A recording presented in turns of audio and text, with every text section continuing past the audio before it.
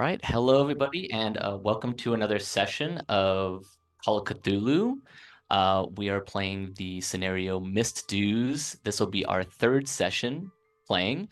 And I'm super excited to have these players here. I'm super excited to see what happens because last session had some crazy stuff that went off. So I am Danny Ryba. You can find me online at Danny Ryba. I will be the keeper for tonight. And I'll kind of pass it around to our players to introduce themselves, starting with Harper.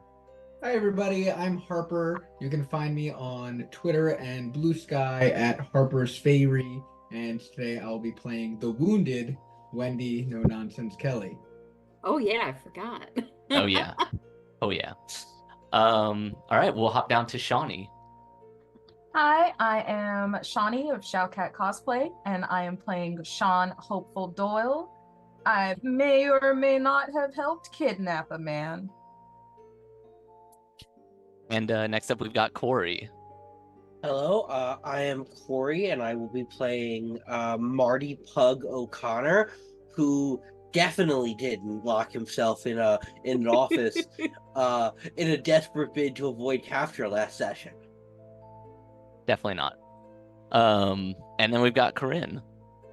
Hi, I'm Corinne. I am playing Kieran The Hat Murphy, but only his mother calls him by the name Kieran, and I don't know if his mother's alive. We haven't broached that topic yet. Probably kill his own mother for the right amount of money. But Kieran has kind of facilitated all this in a very weird way. The hat has made it he tried to salvage the situation by claiming he was a police officer, and it worked. But it did work. It did work. That's work. For sure. But then, Pug thought the police were there, threw a chair, ran out, and then there were some people coming down, and someone had seen our faces, and we thought that was the person coming down the stairs, and no nonsense, shot him while I played dead on the floor, and got shot herself. And then now Hopeful and Bug have the guy we were looking for, the priest, the pastor, the father, the cult leader, and Wendy and I are on our way back. Me probably kind of carrying Wendy in some capacity, like the whole arm over the shoulder. Yeah. Yeah, that's that is exactly what happened. It was total chaos and it was amazing. Cool. So before we start, I do just want to give a quick viewer discretion advised kind of warning. This is Call of Cthulhu. It is a RPG centered around horror, so there is going to be themes of blood, gore, violence, things like that. Just want to give everybody a heads up. And then that was a great summary of where we ended off, Corinne. So to pick up kind of, we have two groups right now. We've got Pug and Hopeful, who have a knocked out Jacob Smith that they are trying to escort and find the Hat's apartment to kind of hole up in as a meeting spot. It's very late right now. It's probably past 10 o'clock or so. And then the other group that we have is No Nonsense and the Hat, who, after basically completely annihilating a man on the staircase of this building, are now on their way to try and GTFO before the cops show up so that they can meet back up with the other two. So let's go ahead and pick it up with actually No Nonsense and the Hat. Right after this event has happened, one of the things that you have now, Wendy, is a major wound, because as this person was coming down the stairs, they had a gun as well, and they were a little quick on the draw and fired off a shot, and it hit its mark, and it did a pretty good amount of damage to you. So I described it a little bit last time, but since it is a major wound, do you want to describe, maybe where it hit, how badly Wendy looks, anything like that? I picture it landed right in her shoulder. Mm-hmm. So it's not like it didn't hit a fatal place, as long as it gets closed up, but like really painful, and if she doesn't get it taken care of, might leave some damage. Yes, so the hat, you can, because it's kind of right after this event has occurred, if you want, you can make a first aid roll. Let me double check really quickly. Yeah, first aid. I do see it here. Yeah, so you can make a first aid check to try Okay. and give Wendy 1 hit point back. But because Wendy has a major wound, it's going to be pretty difficult for Wendy to recover health past that kind of check, because this is pretty brutal hit. Okay, I'll try to do first aid. Basically, kind of like as soon as we like get out the door and like into an alley. This is like as soon as we're no longer immediately in the building where we disintegrated a man and kidnapped another man. Yeah.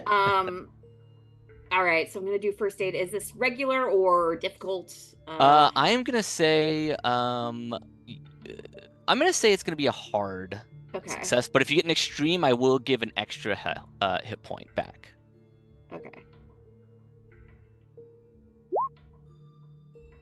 Ooh. The hat's not so good at first aid, I guess. Which, No. I mean, I have a 30, but this was hard, so. Oh yes, you're right. Yeah. Right. I mean, if you've got enough luck. How much luck do I have? Let's see. It's a lot. I have 34 luck. I don't think that's exactly enough, I think. It's exactly I would give up all my luck for this. Listen, okay. If I tried to push this, would the negative effect be on me or Wendy if I failed? If you failed your push on this, it would be on Wendy because you're kind of trying to patch Wendy up. So it would be kind of a mishap in that event. Yeah. Wendy, I say we leave it as is. I agree. Yeah. As you poke around and go, let's just keep moving. God, I've never been shot before. I didn't realize it hurt so bad. I never realized how bloody it was. Not really a fan. Yeah, that does the books. Yeah, let's get back. Maybe somebody else is a little bit more qualified than I am. All right. So you both kind of get out of the alley, start heading on your way. You hear some sirens in the distance. Obviously, you have kind of gotten past the, well outside of the building's area, but you can probably infer that the cops are on their way to respond to the call that was made earlier. I'm just imagining that scene. It's gonna look wild. Oh, there's gonna be a lot going on there that they are gonna have to figure out. As we move, just so I know it's not gonna do anything mechanically, but just so I'm not actively bleeding everywhere, I'm gonna take off my necktie and tie it tight around the wound like a bandage. Yeah, absolutely. Yeah, I mean it helps a little bit, right? It helps apply some pressure. Some of the blood stops trickling out as significantly. But yeah, obviously, like you said, it doesn't do anything necessarily mechanically, but it does help with the actual stemming of the wound. We can hop over to Pug and Hopeful, who are escorting the unconscious body of Jacob. What does this look like? How are you carrying this guy down the streets? I think Pug just has one arm holding it around his shoulder and kind of holding on the other, and he just carrying him. Okay. Fair enough. Yeah, I mean, Pug's kind of dragging him. Looks like he's,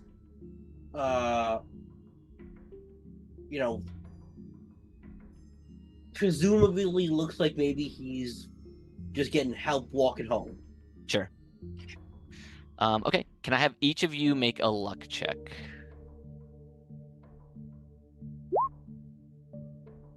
Okay. All right, so you both are heading down the streets.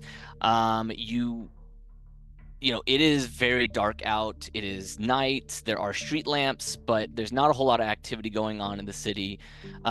You see a couple people maybe, on the other side of the of the road from you, walking down the way, but they don't pay you any mind. They don't seem to want to bother you. At this time of night, nobody's really looking for trouble, right? They're going to turn a blind eye to a lot of stuff going on because they don't want to get caught up in anything. So you're pretty undetected as you kind of go down the streets, and Jacob seems like he is out cold. I mean, he got pistol whipped, and he got pistol whipped a couple times, basically. So he is out cold. And you end up getting to the Hat's apartment. The Hat, what do you imagine this place looks like? I assume that Pug has a way in, being your muscle. Yeah, so now question for Pug. Pug, would you like to have a key, or would you like there to be a key hidden somewhere? I think a key hidden makes more sense. Okay, so this is kind of like a standard walk-up apartment. It's not particularly large, but it is the back corner. So like once you get up there, you're kind of like a little bit separated from the other apartments. Like, maybe there's like a utility closet or something, or like, it's a little bit out of the way. And on the door, it has the like frosted glass, and it says Murphy and Sons Accounting. There is no Sons. But he thought it sounded more like official. Pug is his son now. I don't think that's possible age-wise. Yeah. But yeah, it's called Murphy and Sons Accounting. There's like, it's like stenciled on the door. And there is a key that is hidden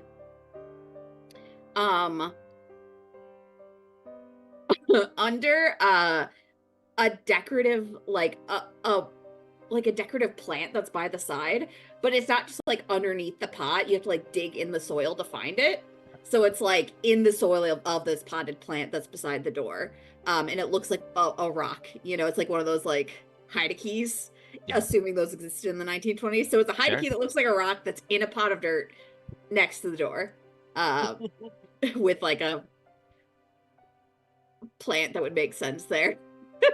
All right, awesome. Yeah, and Yeah. Pug, you know where this key is. You're able to kind of dig in and fish it out. Pug fishes it out and then, opens the door and brings us inside. I imagine since, this is both sort of the Hat's business and, living quarters, it's kind of like there's probably like an office area, and there's, the Hat's private area. Pug doesn't go over there. We go right into the office, unlock that door, and I think Pug, like, there's like probably like a desk with one chair on either side, and Pug just puts him down in one of the chairs and just goes over to like a closet and just starts pulling out some rope that's there for reasons, and just starts tying the guy to the chair. Nice digs. There are Pug, you're so effective. There are some suspicious stains on the carpet underneath the second chair. Yeah, this isn't the first time somebody had to get tied up in this chair around here. Yeah, I actually think it's that there's a carpet that Pug first actually pulls away, and there are some suspicious stains on the floor. Yeah, yes, we make sure the carpet stays out of the way. Who's gonna tie Jacob up? I said Pug was gonna do it. Okay.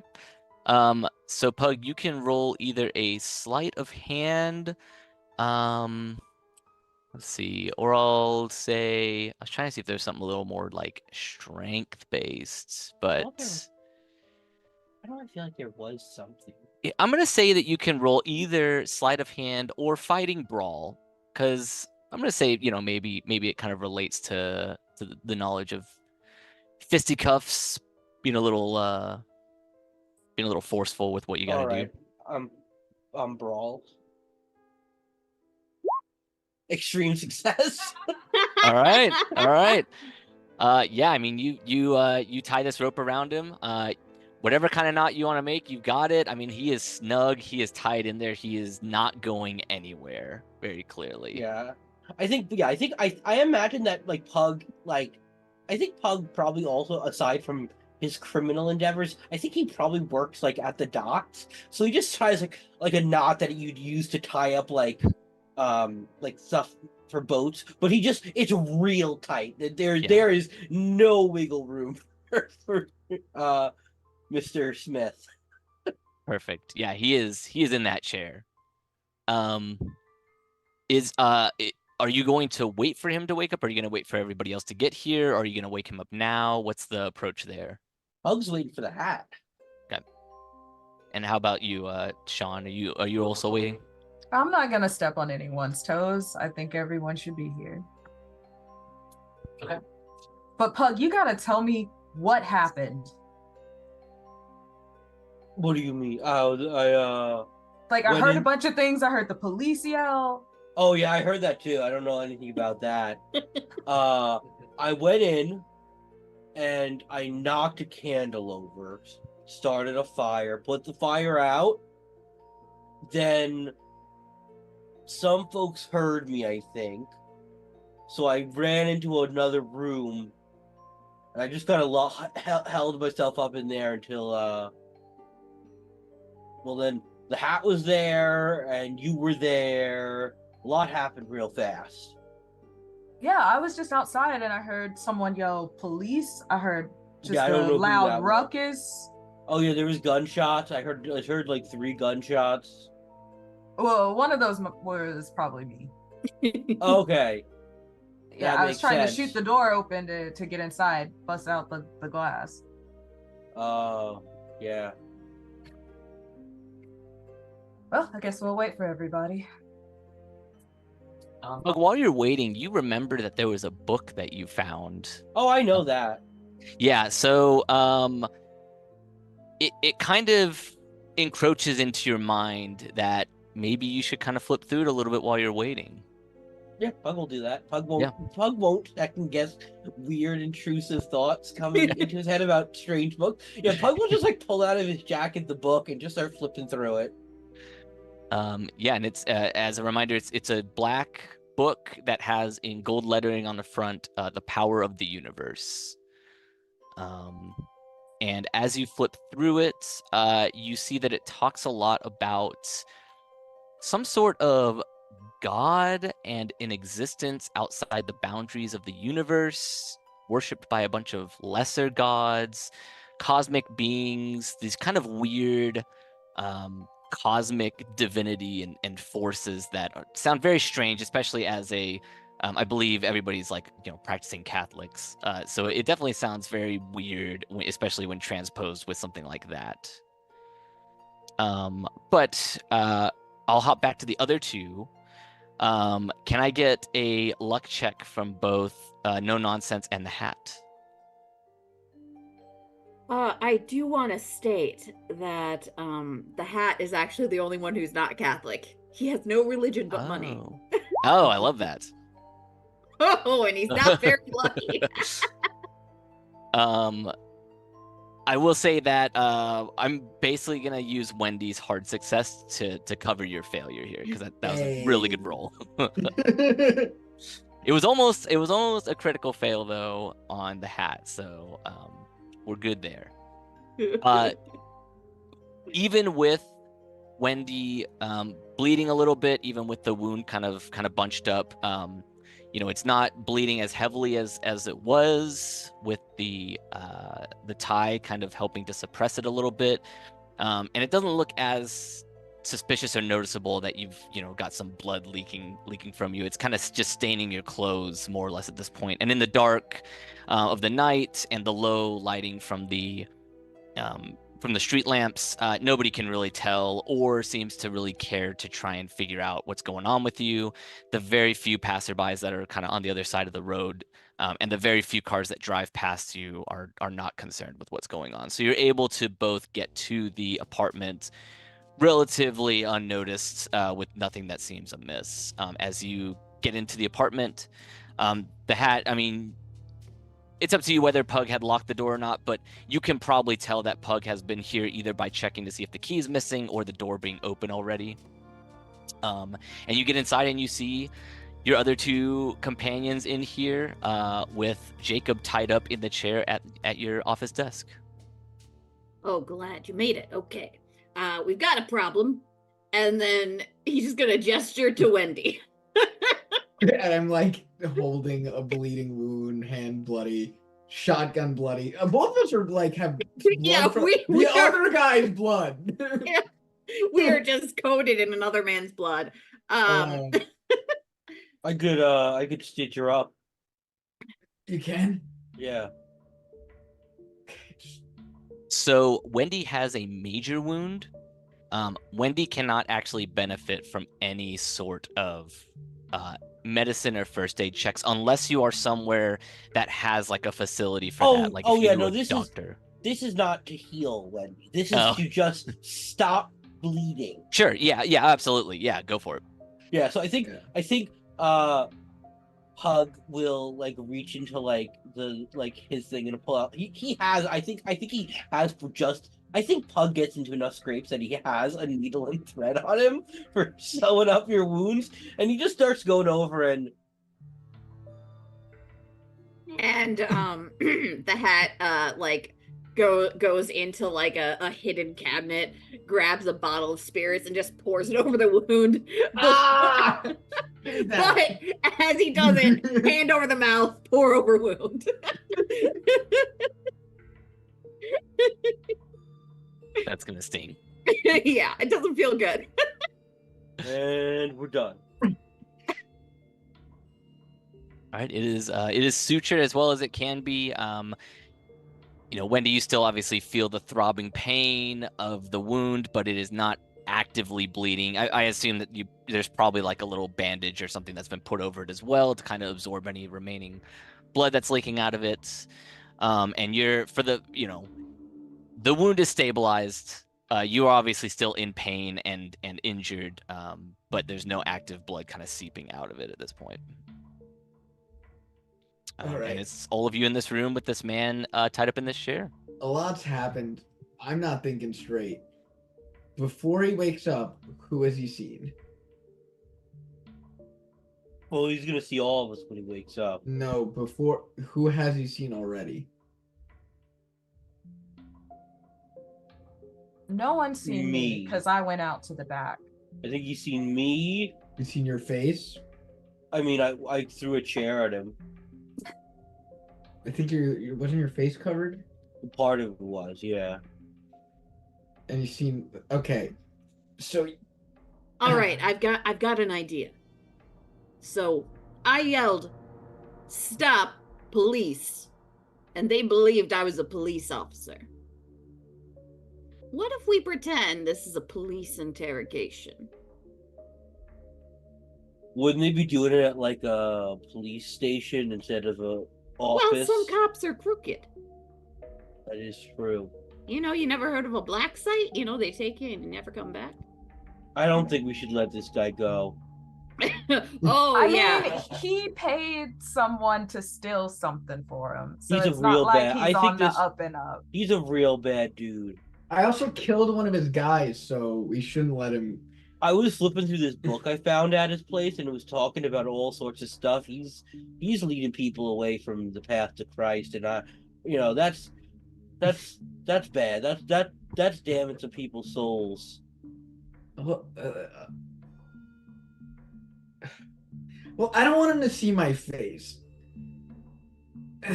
So. Well, you could just stand behind him. Oh, there was another door apart from the office. Yeah, but I mean, he's tied up. You could just stand right behind him, and he won't be able to see your face. You got a stool or something I can pull behind him?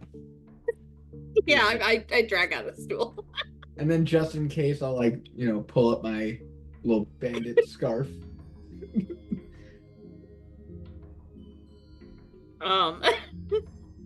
All right, so are Pug and I gonna be the only ones who let ourselves be seen? At least at first.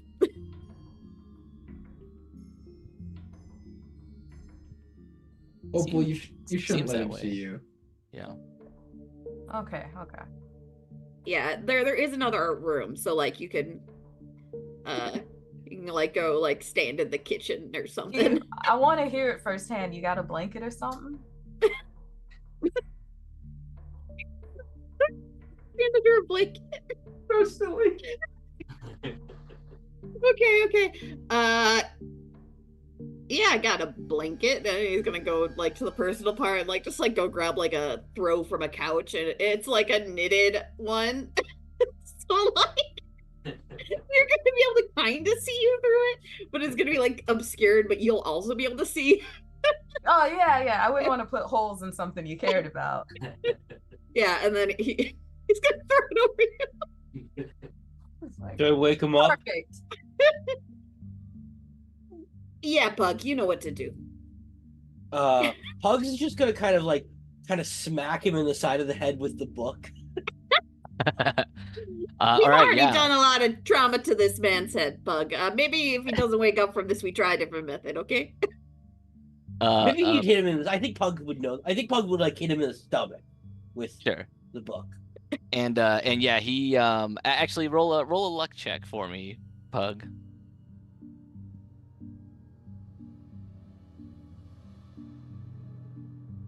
Yeah.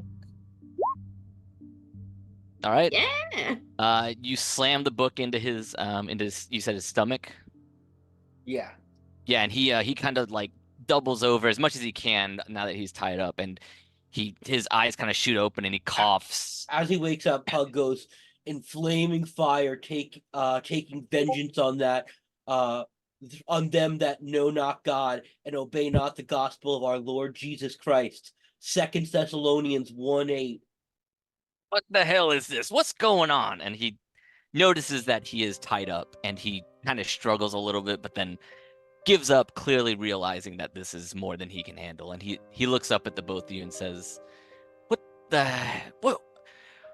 Oh, my head. It really smarts. You'll have to excuse my friend here. He's a bit of a zealot. Yeah, what was you talking about there? 2 Thessalonians 1:8.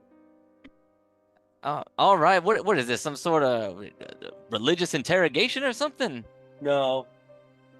Well, what am I doing here? Where am I? What's going on?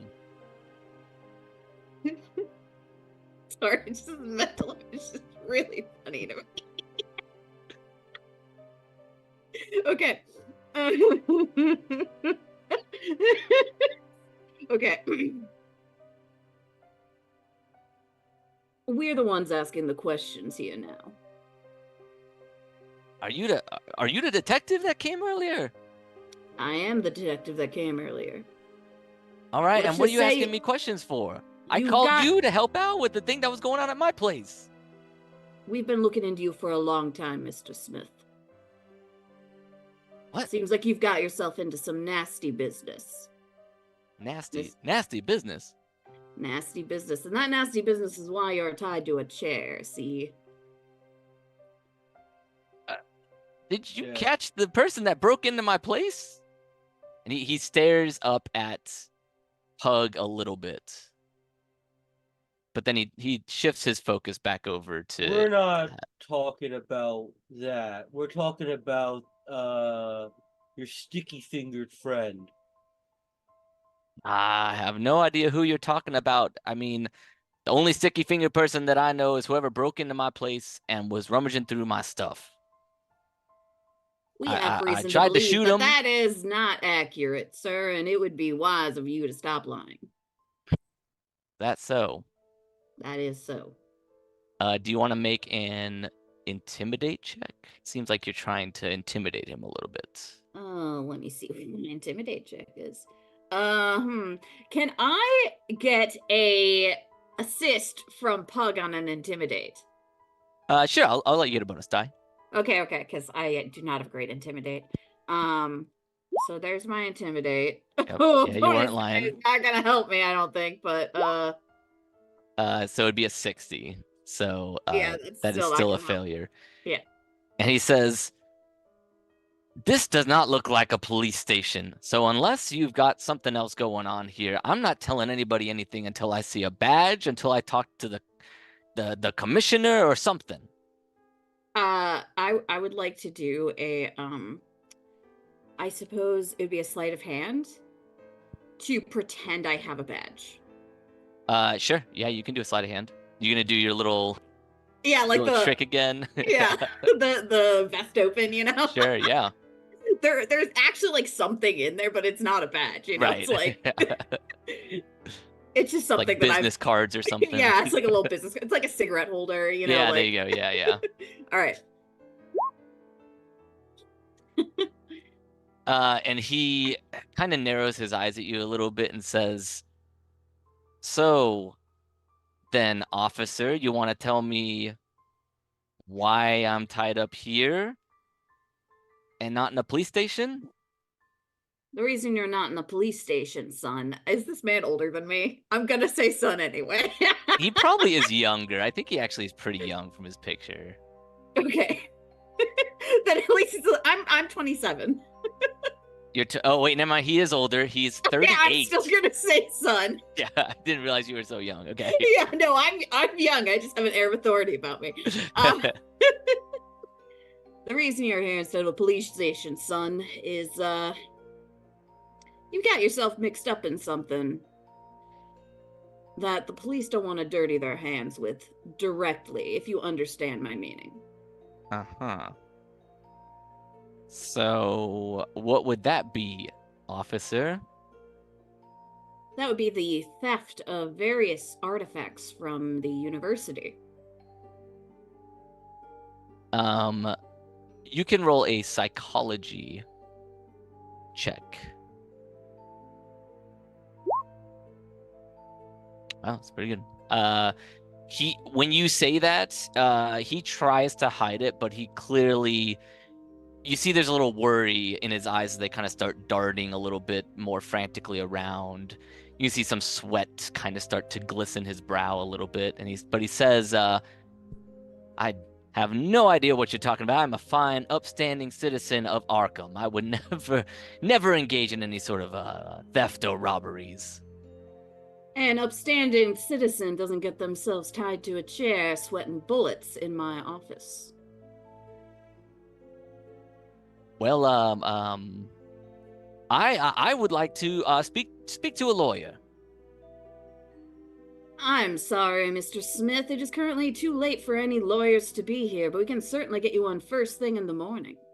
Well, I suppose we can finish this conversation in the morning then. We can. Upstanding citizens don't have weird books. You say that from the blanket? Yeah. Who is that? One of my got other people here? associates. Mm-hmm.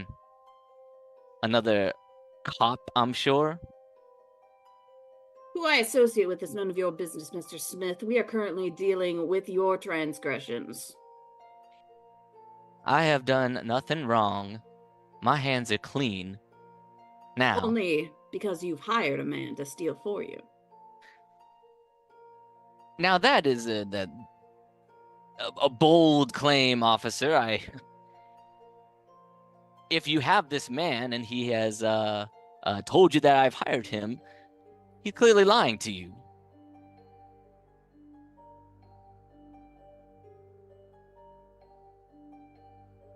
Now, I'm content to sit here and keep my mouth shut until the morning, at which chance I will talk to my lawyer about the proceedings and we can discuss things from there. From behind him, he hears a shotgun pump.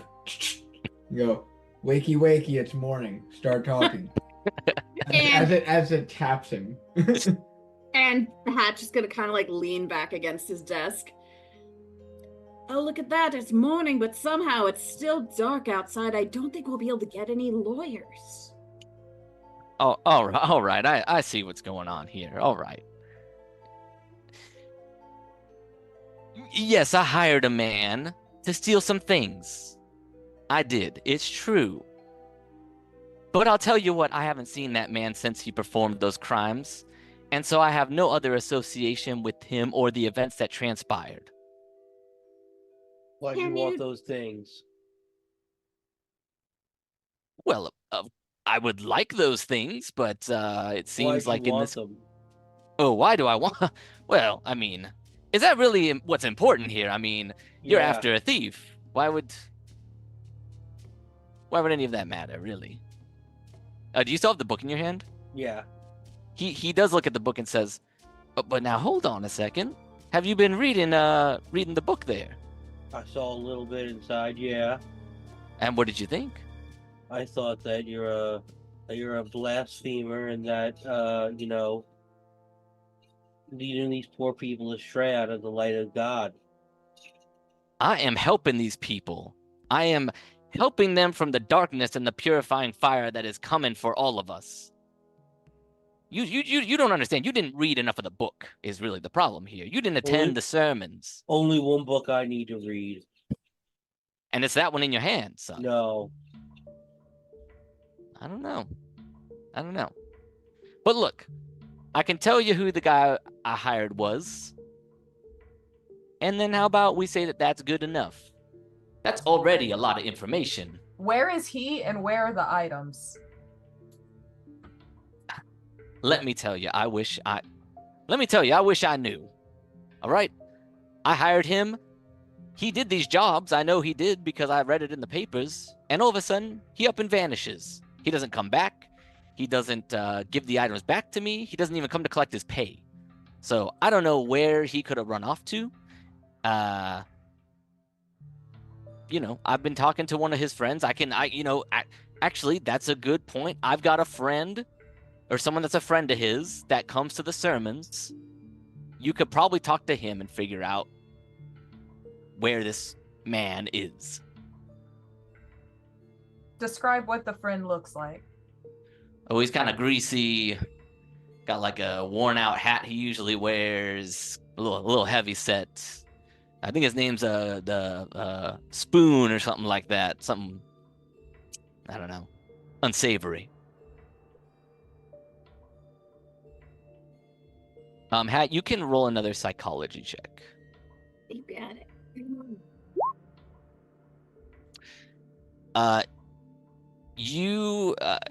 He is obviously very nervous because of the situation he finds himself in, and he's trying to keep his composure as much as possible, but he is clearly kind of obfuscating some things. He seems like he mightn't. Obviously, he knows more than he's letting on when it comes to what the items do and what they're for, but it seems like he might know a little bit more about the thief than he's letting on. He's kind of trying to move past those topics and kind of throw something else your way so that you'll chase down a different lead. The Hat's going to grab what looks to be a pen from like a cup holder in the desk, but after it's fully pulled out, you realize it's actually a small knife that just like looks like a pen at the top. And he's gonna, be like twirling it, kind of like doing one of like these. And he's just gonna lean a little closer. Now, I think that you're being a little bit less than truthful, maybe not as forthcoming as a man of the faith such as yourself really should be. I mean, I told you everything you needed to know. There's a man, I hired him, he didn't come back, he's got a friend. His friend comes to the meetings sometimes, I'm sure he'll be there tomorrow morning. Let's talk about this man. The man you hired. Oh. Well, I mean, are you saying you don't know who this man is already? I may or may not. I want to know what you know. He looks down at the knife and looks up at you and looks down at the knife again, and then he says, I don't know much about him. I just know that his the name he goes by is Sticky Jack. I know he's a well-renowned thief that works in Arkham. That's it. Pug steps closer and goes, "What else do you know?"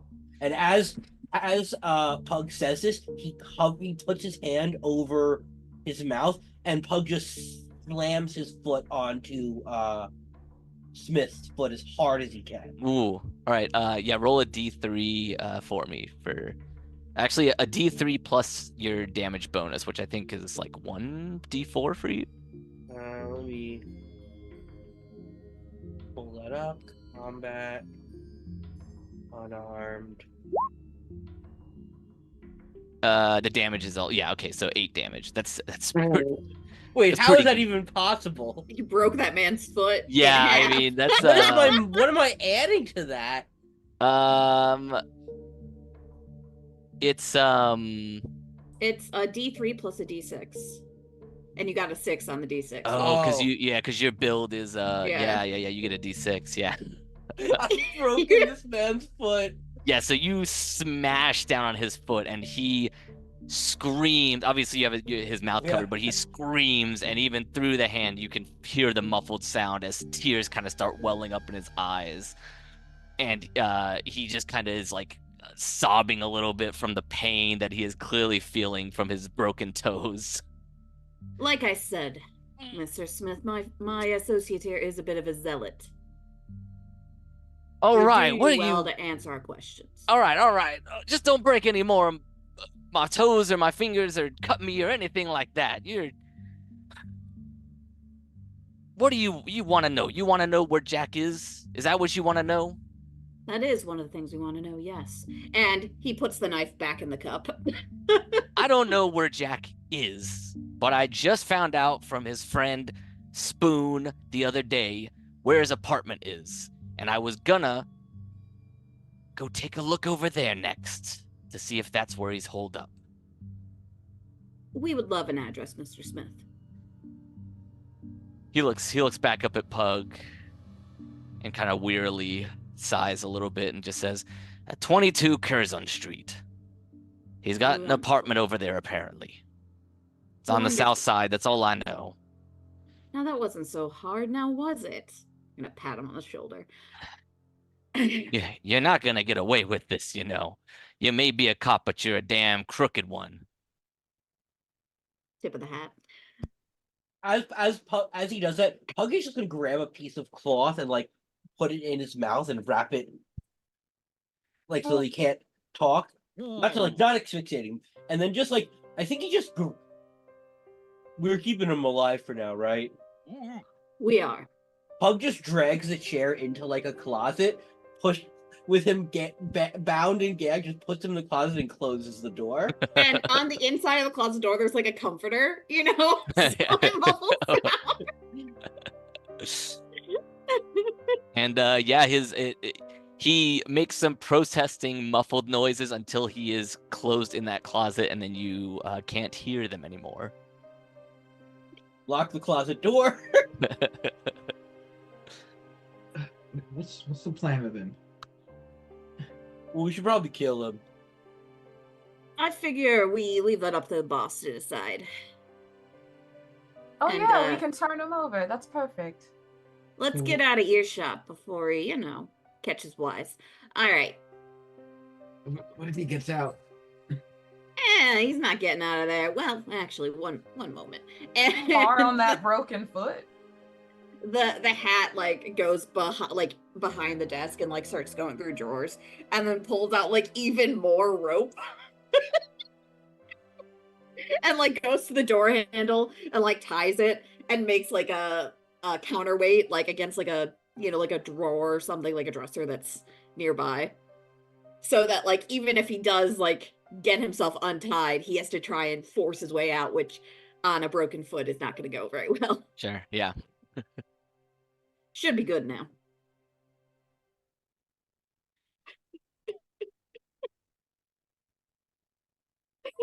Right. Should we go check out Sticky Jack's apartment? We gotta figure this out tonight. Things are gonna catch up to us real fast, and we're gonna have to lay low for a while after this. Although I have to say, it's been kind of fun pretending to be a crooked cop, let me tell you. Because if anything blows back, we just say it was the police. It wasn't us. Wendy, you got any medical professional friends or anything? Don't we need to get you kind of patched up? I mean, she's patched up, but she's gonna be. Listen, has a major wound. when I talk to the boss, when this is done, I'll see if I can get the boss to get one of his guys to help a little better, clean this out, stitch up so it heals right. For now, we gotta get Sticky Jack tonight. Yeah. I'm ready to be done with this. I blew a dude apart. We don't have We need much to time. get out of town. I need to lay low for a while after this.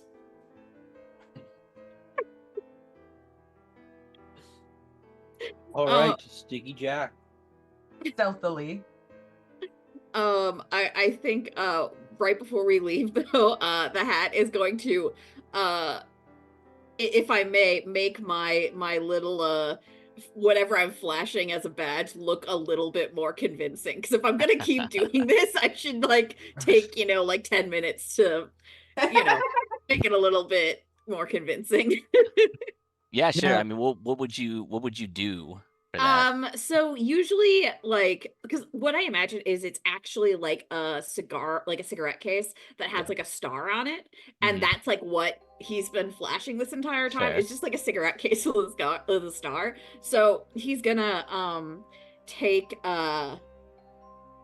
like some fabric or something and just kind of like cover the rest of the cigarette case, and then use that knife to cut out the star so that only the star is showing through. Okay. And so that it's going to look more like, the black thing that the badge is Yeah. on, instead of just like a shiny silver thing that he keeps flashing. Sure. Yeah. Okay, cool. Yeah, absolutely. Yeah, you have enough time to kind of do that really quickly. But Yeah. Now, I don't know if I can move through the streets with my shotgun put together. And things have been ramping up quick, guys. I don't know if I'm going to be able to put it together if I take it apart. Would You want I to just use mine? Will you take my... Will you hold on to my briefcase with mine in it? Sure. All right. Yeah, let me see yours. It's easier to shoot with one hand. Yeah, so I give the sawed-off shotgun to. And I'll take Wendy. mine apart, and because I don't go anywhere without it, but under Sure. circumstances I'll Yeah. give the briefcase over to Pug. They fucking whack someone with the briefcase. That's yeah. Pug's honestly, Pug is, after seeing Pug's unarmed strike, I mean, a punch is not that bad for him. Yeah. Can you snippet me the stats, Cory? I think it's the. Yeah. I don't think it's too different from the regular shotgun. I think I it might love- be just less damage. I love how Pug's accounting is a 5. I mean, if you just DM me a screenshot when you get the chance, Yeah, that's what I'm I'll doing. take care of it. Wendy, do you want to teach one of us how to put it together? Yeah, sure. Who? Any of you good? Well, I guess Pug's good with shotguns. Pug also has a 45 in mechanical repair. Oh my god. That is what you would be using to put it together. Yeah. So I do. I will run Pug through the ins and outs of it. Okay. Pug, so if you have to assemble the shotgun, you will get a bonus die. Awesome. And Harper, here are the stats for Thanks. sawed-off shotgun. All right, so is the plan to head over to the apartment? Yep. Okay. All right, at this point, it is it is actually probably like right at 12 o'clock, so it is very late. Basically, nobody is out on the streets at this time of night. You can hear sirens in the distance because the night is just so devoid of sound that anything is echoing in the distance you can hear. It doesn't sound like they're coming towards you or anything, but you can hear that there's some activity. Can everybody make me, actually, who has the lowest luck? Might be Shaunie. I have a 34. It I might have be a- me. I have a 43. I My have, luck 20, is 53. I have 28. It's me. Oh yeah, you started with a lot, Shaunie. I forgot. All right, Wendy, can you make me a luck check? Yes, I can. Oh, Oh my gosh! All right, the rolls are Wendy. good. so lucky. Very lucky. All right, so you all travel together down to the south side, down to Curzon Street. You find the apartment building here. Um, it's an old kind of more historical looking building. It definitely looks older. It's got some faded red brick on the exterior, and it's an apartment complex building. So it has multiple floors and it has multiple windows. You can see that obviously there are multiple tenants that live here, and it does have a a double door entrance that has like a couple steps that go into the main landing. And you see that there are a couple different ways in. So kind of just casing the area a little bit as you get there, you can see that there's the front door. There is an entrance in the nearby alleyway that looks like it's not, the door's not fully closed. It's not open, but it's got that little bit that's clearly maybe somebody slammed it and it didn't actually catch on the latch. And you see a fire escape ladder that is very high up. It's not released right now, so you'd have to climb up to get to it. And judging by it being 22 as the number, you can kind of make a guess that Jack's apartment is probably on the second floor. So, like I said, 3 points of entrance. You got a front door, you've got an alley door, like a side door, and the fire escape ladder that's not immediately available, but that you could maybe get to. How do we want to get in? I think the side door makes the most sense unless someone wants to go climbing for that ladder. I could try. Now, Pug, Uh-huh. how good are you at climbing? I mean, I know you're I climbed that fence pretty easily before. And I'm usually good at climbing, and I failed that. what if you gave Hopeful a boost? So I could do that. And maybe Hopeful can get up there, release the ladder, and we can all go up. Worth a shot. I'm always down to try. Yeah, I will give Hopeful a boost. Okay, so it is so high up that you can give Hopeful a boost, but you're gonna have to toss, not toss, but you're gonna have to basically push Hopeful up so that Hopeful can kind of do a little springboard off and grab it. So it's gonna be 2 rolls. You're gonna make a throw check, and Okay. Hopeful, you're going to have to make a I'll say it's climb or sleight of hand, since you'd be kind of grabbing it. Let's Sleight of hand throw. is higher than my climb. Oh. So you really got thrown. Fill in on the rolls. Go. Yeah. Okay.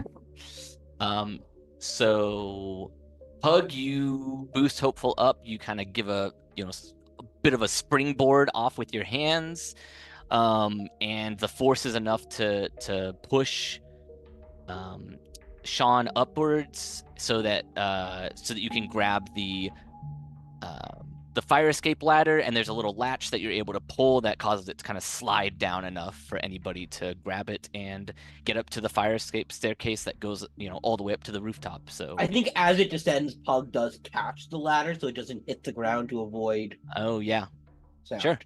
Yeah, you don't need to make a check for that. Yeah, you're just able to kind of snatch it before it slams into the concrete. All right, and so now you have access to the fire escape. It goes to every floor. It's that traditional old style of fire escape where it goes to a window on every floor, and then it eventually hits the roof of the building, which is only 4 floors up. The windows that it is hitting, is it individual apartment windows, or is it windows in a hallway? It looks like it is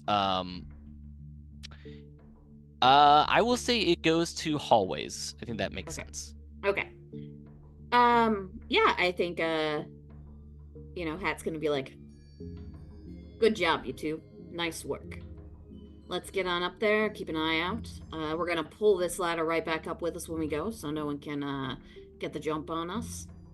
And keep your eyes peeled. I feel like there maybe is a reason Sticky Jack didn't go back to Mr. Smith. Are we gonna Wendy, are you climbing? I guess I'm doing my best. We could open a door. If it leads into hallways, we can come down and let you in. I'm kind of covered in blood. I don't want anyone to see me. All right, well, best of luck. Yeah, thanks.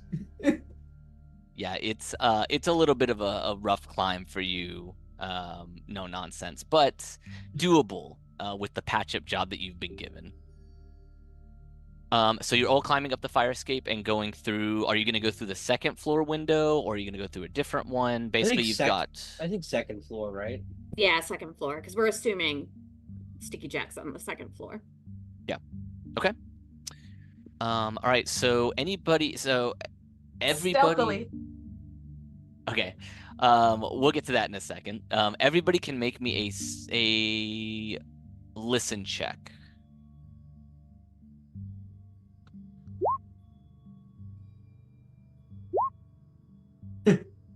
I'm preoccupied. So everybody except Wendy, who's just focusing on climbing up this ladder and then getting up safely. It definitely has the residual sharp pain as you're climbing up these rungs. Everybody else can kind of, as you get up the ladder and get on the first landing for the fire escape, you can hear this very faint, like it sounds like singing coming from the complex. It's very muffled. It's very hard to tell exactly what it is, but it kind of has like a weird melody to it. Not one that you recognize, but it, like I said, it sounds like someone's humming or singing. The Hat, can you make me a sanity check, please? Oh, I heard too much. Oh no.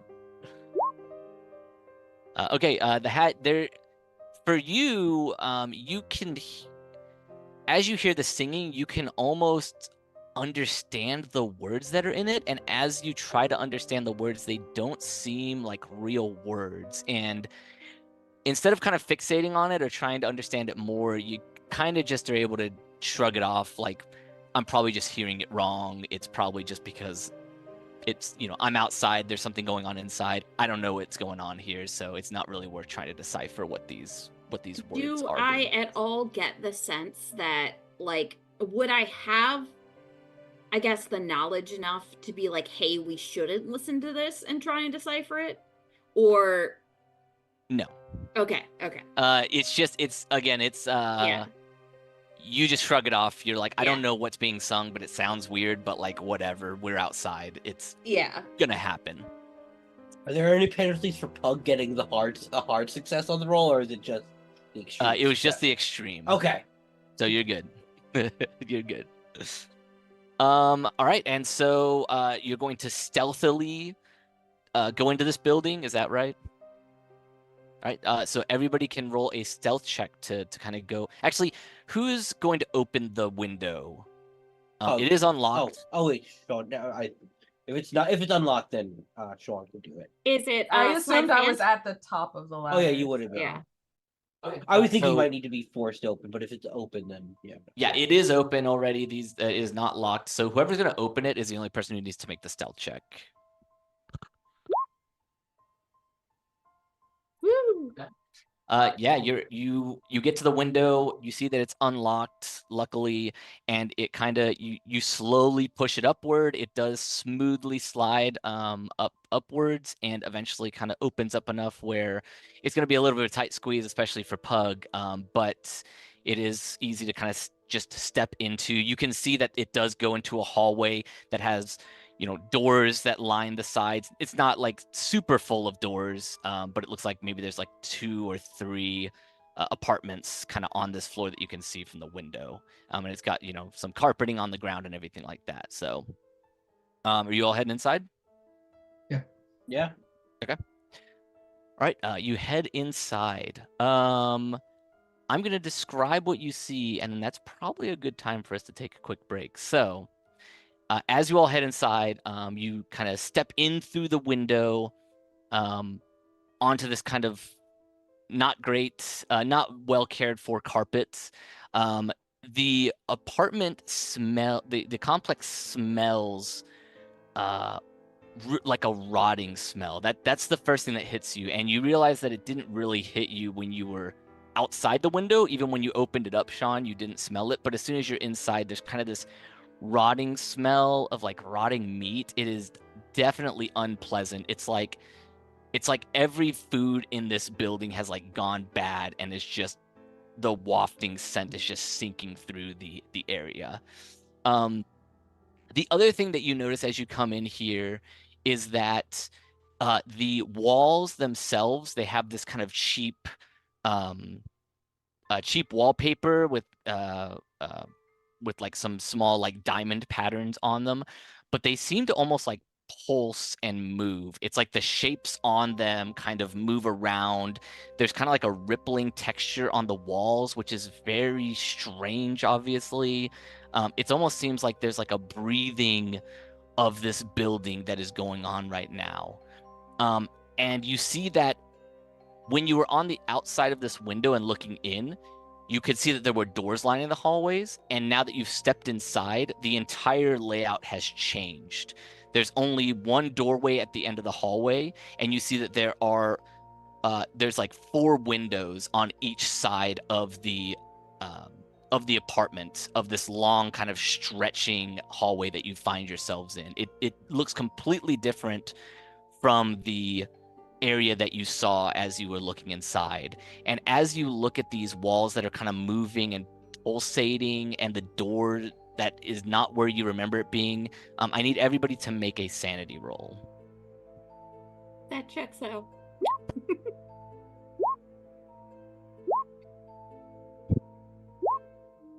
Oh. That was a hot streak there for a minute. That was great. So everybody who succeeded is going to lose 1 sanity. Pug, you're going to lose 1 sanity as well. Oh, awesome. As you all look around and realize, not only is it not the same layout as what you had originally looked into, it's like just weird in here. It is the walls are moving, they're pulsing. You hear now that there is some sort of singing. It still sounds kind of faint and far off, but there's this weird melody that's kind of playing and echoing through the area, and it's just very unnerving. You don't know what it is, but it just sounds like wrong, like someone singing a song and it's like out of tune. There's just something about it that is really disturbing to you.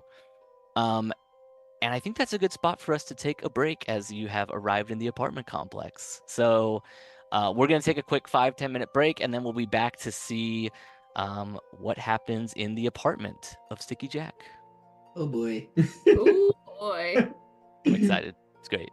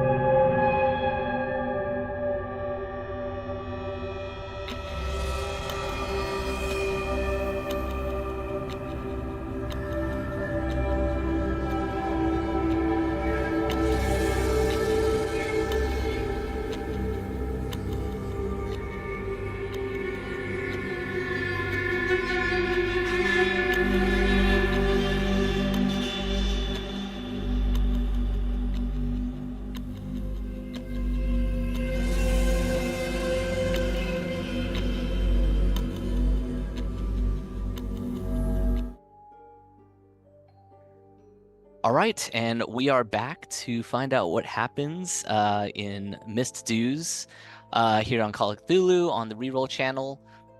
So last we left our 4 investigators / criminals here.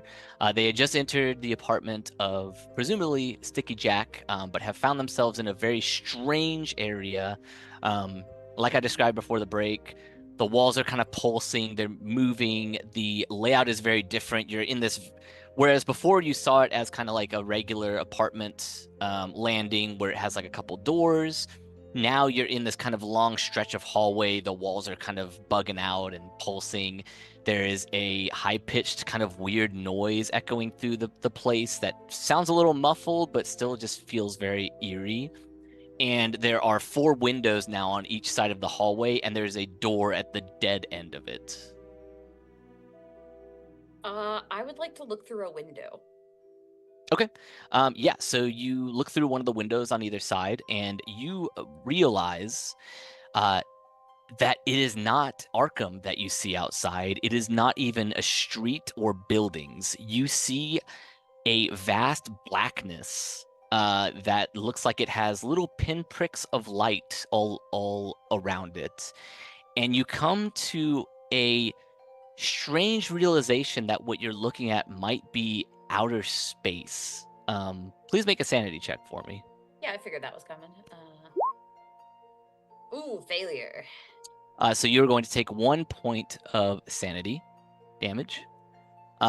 And you all see that as the hat looks out one of these windows, the hat lets out an uncontrollable scream, just like not a long scream, but just kind of like a shout as you realize what you're seeing, and then you stop and kind of steady yourself a little bit. Okay. Guys, What the hell is going on? I think I've lost a lot of blood. The hat is like clutching the windowsill and like looking at the others. Why are the walls breathing? Oh, it's not just me. That's the work of interesting. the devil. Pug's holding his like I imagine Pug wears like a crucifix and he's holding it right now. There Like is holding it space out. outside. There is space. What do you mean space? There is. Okay, screw this. I'm gonna turn around, and do I see the window we came out of? The window that you came in through is gone. What you see is a pulsating wall behind you where you came in. I We're hate to trapped. say it. I think there's no way out but through. Whatever this is. Look, there's a door. I say we kick it open. What is happening? This can't be real. There's drugs? Maybe there was a gas leak. It's got to be a gas leak. I don't. Okay, whatever it is, we're just gonna walk towards that door. Don't let Don't anything worry. stop you from walking towards that door. All right, everyone? Pug's gonna take the lead, holding his cross out in front of him, and he's gonna go, "Though I walk through the valley of the shadow of death, I will fear no evil, for thou art with me. Thy rod and thy staff, they comfort me." And just like walking forward, and just like repeating that. I'll join in with you on the Lord's Prayer. What they're saying. The hat's like, shadow, Yeah, so and so. the thing and the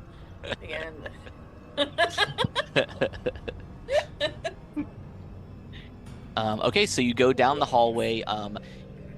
You notice as you're moving down this hallway that the walls are not only kind of pulsing and moving, but things are changing on the walls. As you move past a window, it kind of melts into the wall and vanishes completely. You might be walking by another part of a section of the wall, and like 2 more windows grow out of it. The floor has these weird dips and rises in it to where you didn't notice them at first, but as you're walking, you're kind of going down and up, and You look up in the ceiling above you, almost looks like a mirror where you can see yourself walking, and then suddenly it morphs and you see there's like an upside down staircase that's going upwards into infinity. The world around you is just changing and shifting and moving in a weird and unnatural and unpredictable ways.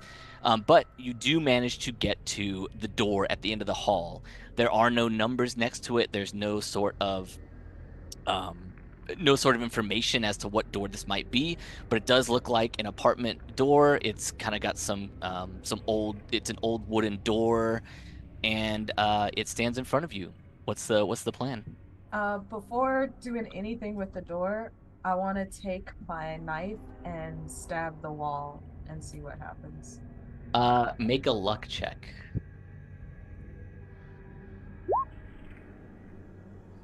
Okay.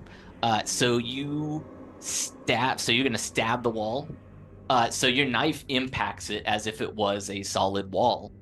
And you see that your knife then starts to kind of sink in as it starts kind of like almost getting pulled into the wall. But it's very slow. You're able to pull your knife back. But I do need you to make a sanity check. Okay. You're going to take 1 point of sanity damage. And you all see that Sean, after doing this, pulls the knife back reflexively, but then drops it on the ground as your hands are shaking for a brief moment, and you kind of have to center yourself and kind of calm your nerves a little bit. I'm gonna pick it back up. Yeah, you pick your knife back up, it seems like it was. I'm just gonna go up to the door and just try to kick it open. Okay. Make a you could just make a strength or fighting brawl. I'm gonna make strength. Oh yeah. 90. Oh my gosh. Oh my god. I'm strong.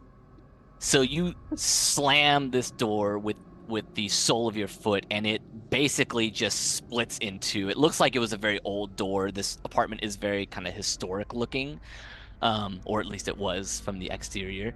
And it just kind of breaks in the center, and kind of part of it falls apart, and the other part of it kind of swings open on the hinges. And you see that there is a small room that you are in. It looks like immediately what you see is what looks like a ceiling. And then across the way from you is another door. But you can see that there, as you look up, is a upside down room of a couch and a chair and an upside down lamp and a bed, or like a side table, like an end table.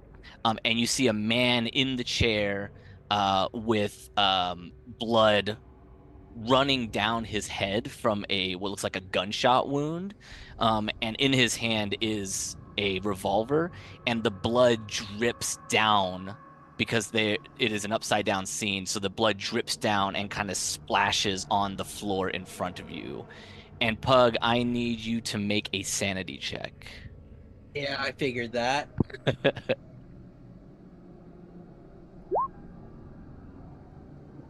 was close.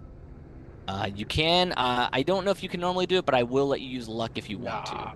Pug is not gonna handle this place well. All right, you're going to lose 3 points of sanity.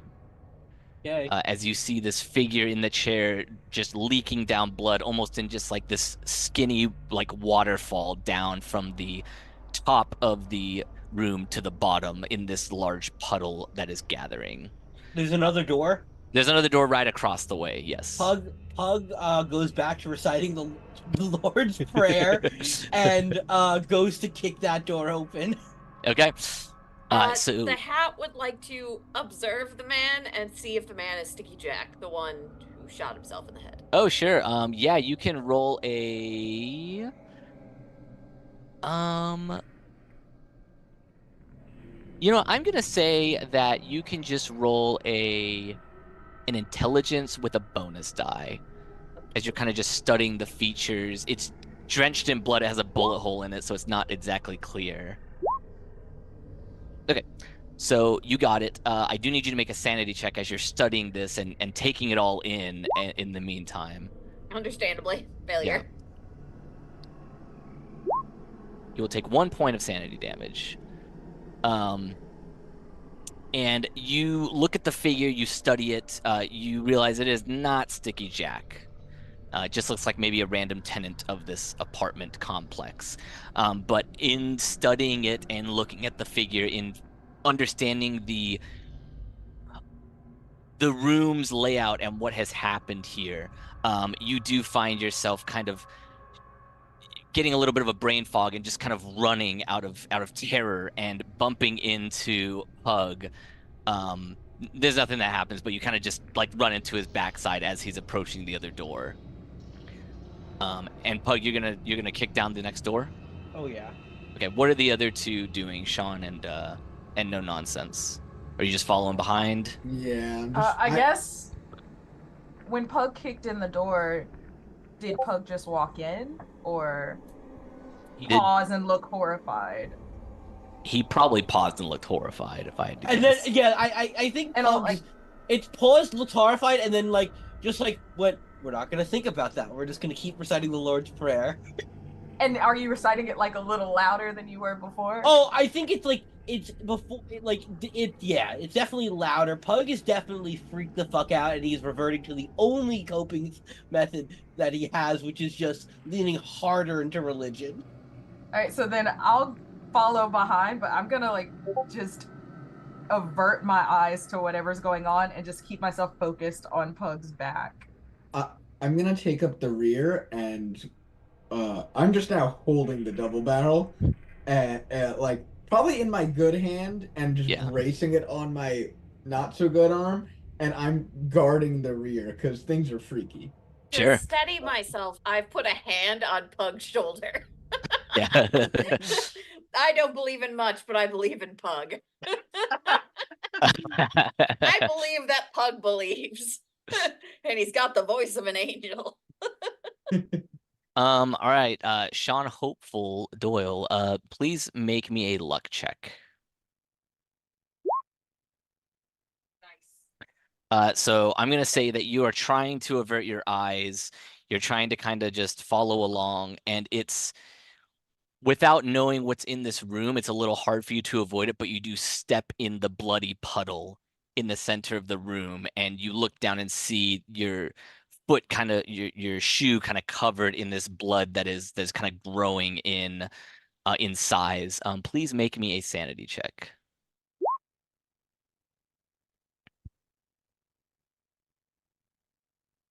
You are going to take 1 point of sanity loss.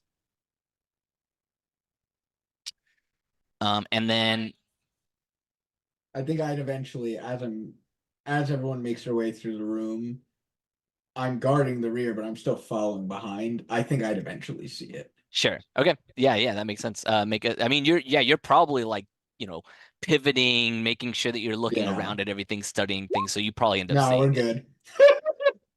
You do still take 1 sanity point. Sure. But it's just the trend for Wendy. It's a guy with a bullet in him, She's fine with what this. is that to Wendy? He already disintegrated a man. Right. I mean, what was... The other guy looked worse. Yeah. Wendy is freaked out by the upside down thing. That's what's really bothering. Wendy doesn't care about the dead body. Okay, so we get to Pug, who's gonna kick down the next door. You're not gonna have to make a strength check on this one. It actually is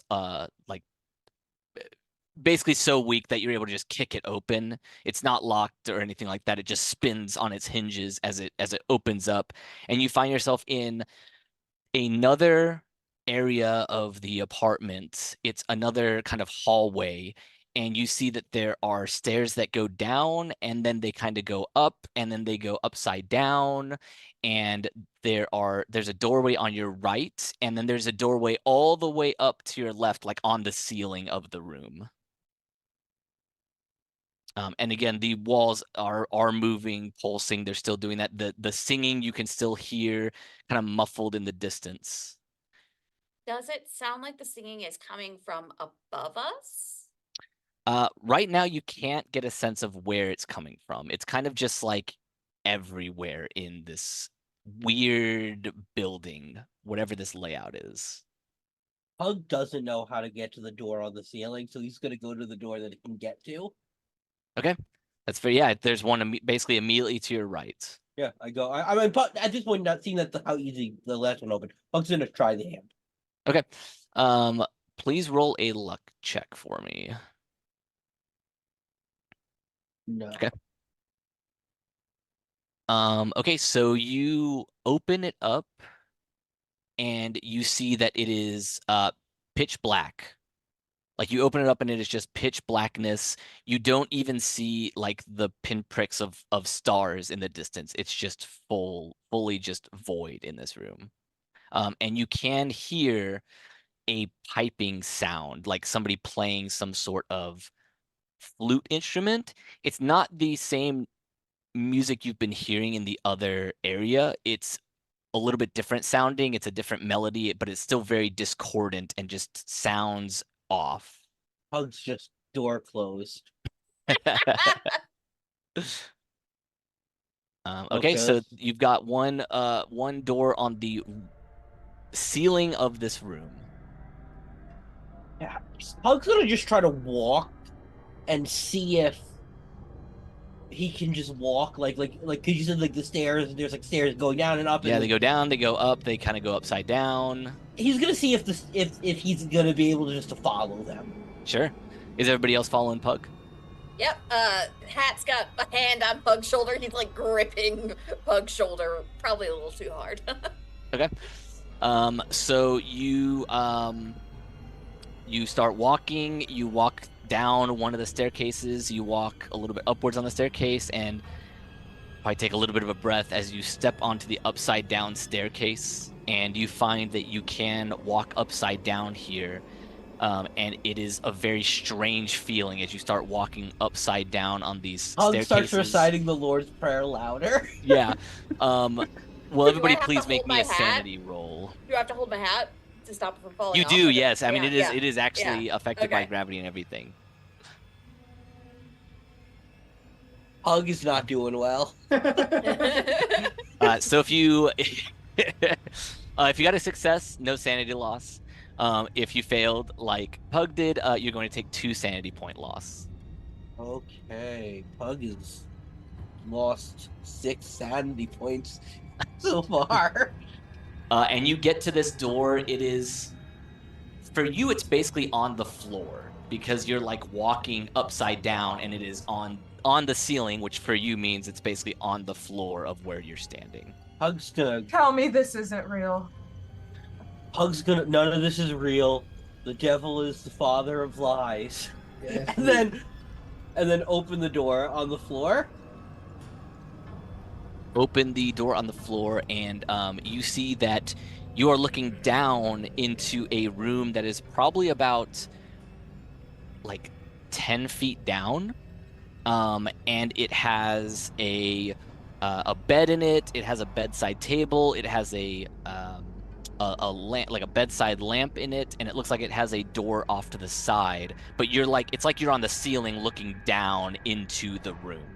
And it's about 10 feet down into like where the furniture is. Pug's just gonna kind of climb down and then like let himself drop into the room. Okay. Please make me a. Let's see here. We'll say it's either a jump or a. Actually, I'll say it's a jump. Yeah, that makes sense. I'm not spending 18 luck points on this. Pug fails. Okay. You're just gonna take 1 point of damage as you fall and you land on the bed, which is kind of soft, but it's got springs in it. I mean, it's still a painful fall from that level of height to land on it. Is everybody gonna watch what Pug does, or is everybody going to follow Pug's lead? I'll jump down. You will take 1 point of damage. Actually, Pug, I will say that if you want, you can try to make a let's say a dexterity check to catch Sean in time. No. All right, Hat's gonna jump next. Hey, There real you go. jumper, this guy. Yeah, so you're able to kind of like climb through the doorway, keep your hands lashed onto it, and like swing yourself over to like a wall where you're able to kind of push yourself off with your feet and land on your back onto the bed relatively safely. It's still a little bit of a harsh landing, but you don't take any damage from it. And I don't lose my hat, most importantly, because of the hard success. Yeah, absolutely.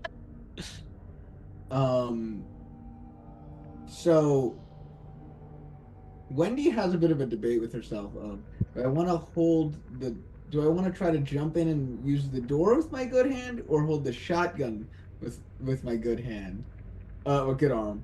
And in this moment, she is not letting go of the shotgun, so I am gonna jump down, but try to lower myself as much as possible using the bad arm. Okay.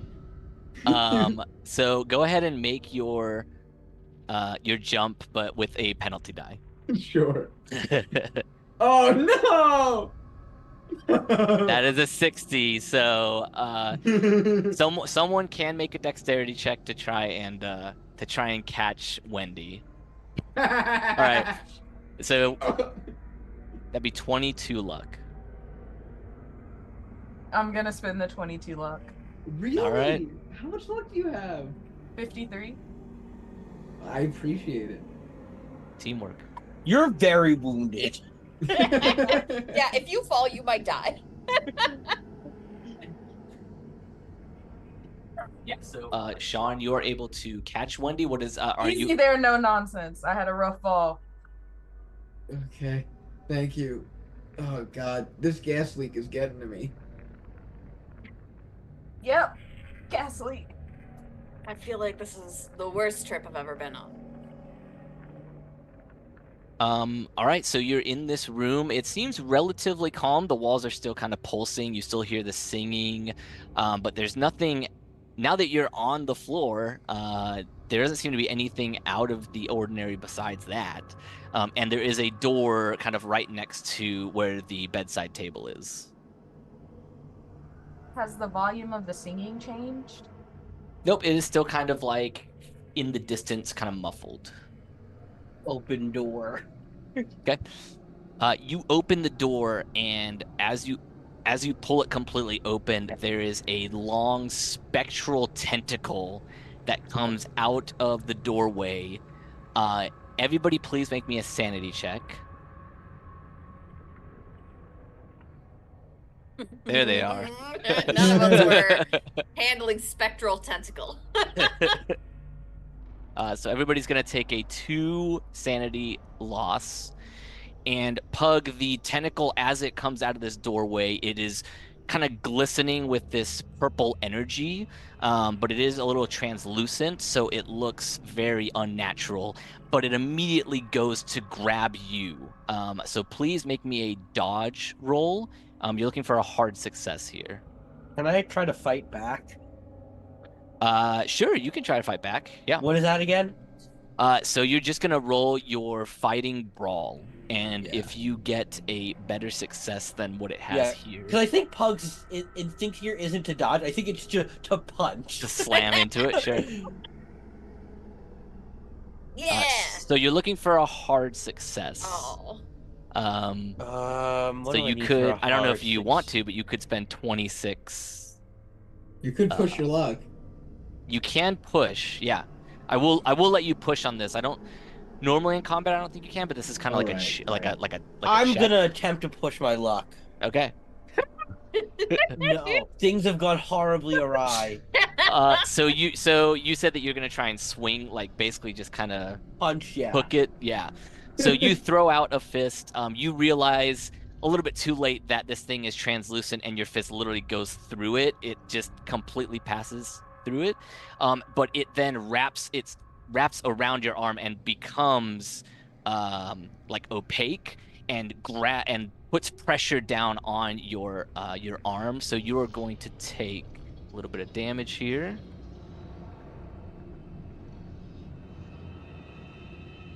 You can take no damage actually.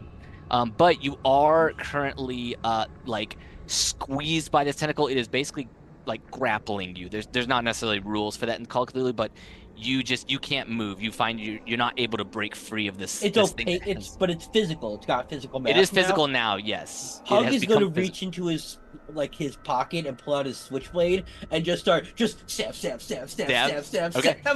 I was about to say, if I may, Hat is also going to pull out a switchblade and do the same thing. All right, so everybody's gonna. So you and Pug have some blades out where you're just gonna be kind of stabbing this thing. Yeah. Sure. So you start stabbing into it. So Pug, as you attack it, actually both of you while you attack it, you start hearing like singing very loudly in your head, and it's like it's very discordant, and you don't understand what the singing is, but it just sounds very terrifying. Both of you, please make a sanity check for me. Okay. Oh no. You're both going to lose 4 sanity. As this singing kind of is ringing in your head, and it's almost blocking out any ability for you to kind of focus on anything else in the moment. But you both do stab it. I'm going to basically, you don't have to roll damage or anything like that, and it's literally so close, I'm not going to even have you roll to hit. You stab it, and it does fade away as the damage occurs on it. It basically dissipates in front of you. I'm just kind of imagining, because we're also having this horrible, like, sanity event. We're just going, ah! Yeah. Absolutely, yeah. You're just like screaming, and the other 2, you're probably just looking at them do this, which is already weird. But I'm waving my shotgun around like errantly. I usually have good trigger discipline, but like as I'm like aiming at the tentacle as it's throwing about, I've inevitably passed over like everyone.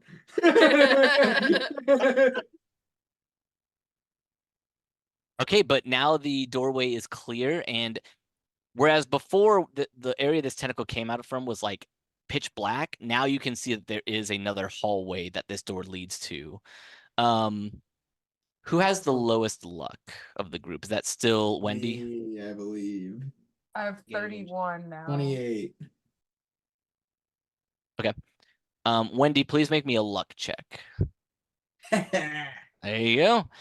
Okay, so you find yourself in kind of a big, a large, again, kind of one of these landing areas for the doors of the apartment complex. And it's this big square room, and you can see the walls are kind of moving more and more in this area, like writhing more. The features of the walls are changing more frequently, and you can see that there is a door just straight ahead of you. And in this room that you're in, you can hear the singing has now gotten a little bit louder, and it sounds like it is coming from the door in front of you. Like it's still muffled. It still is not fully able to be heard, but it sounds like it's loud enough where you're like, that seems like the source of the sound. Pug would like to put together the shotgun. Yeah, I was literally gonna say Pug put together a shotgun. Pug, can you hand me that weird book? Did it say anything about any of this? It said a lot of weird things about this kind of thing. Do you want to, anybody that wants to can study the book if you want to. I would like to study the book. Sure. Yeah, Pug will let you do that while I make a mechanical repair roll and fail. You had a bonus die. Yeah. Oh, a bonus die. Okay. Bonus. Yeah. That makes a success.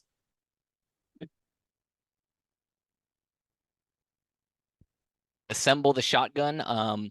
While Sean, you are studying this book, right? Okay. I'm gonna go ahead and roll something for you really quickly. You're gonna lose 2 points of sanity as you're kind of flipping through this book, trying to understand some things about it, like really being critical about the what it's saying in it. So you lose. I like throw up in my mouth a little.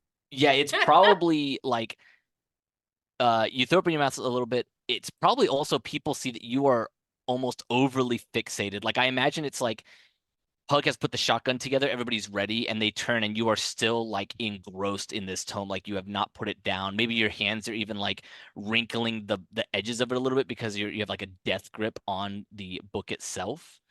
You are going to get a +2 mythos increase. I think you should be able to edit, or Cthulhu mythos increase. You should be able to edit your sheet to add that on. But the book talks about the idiot god Azathoth and its existence outside the boundaries of the universe, where it is worshipped by lesser gods. And it talks about Azathoth one day coming into our realm and bringing forth a destruction, darkness, and basically burning flesh and singed bones. That doesn't help us. That does Sean. not help us. Sean, can I see that book again? Am I able to release the book? Now that you've kind of had your concentration broken by Pug kind of talking to you, you can let go of it. I'll just like almost throw it out of my hands back to you. Pug will take it, drop it on the floor, pump the shotgun, shoot the book. It's completely eviscerated. Good thinking. Now, since we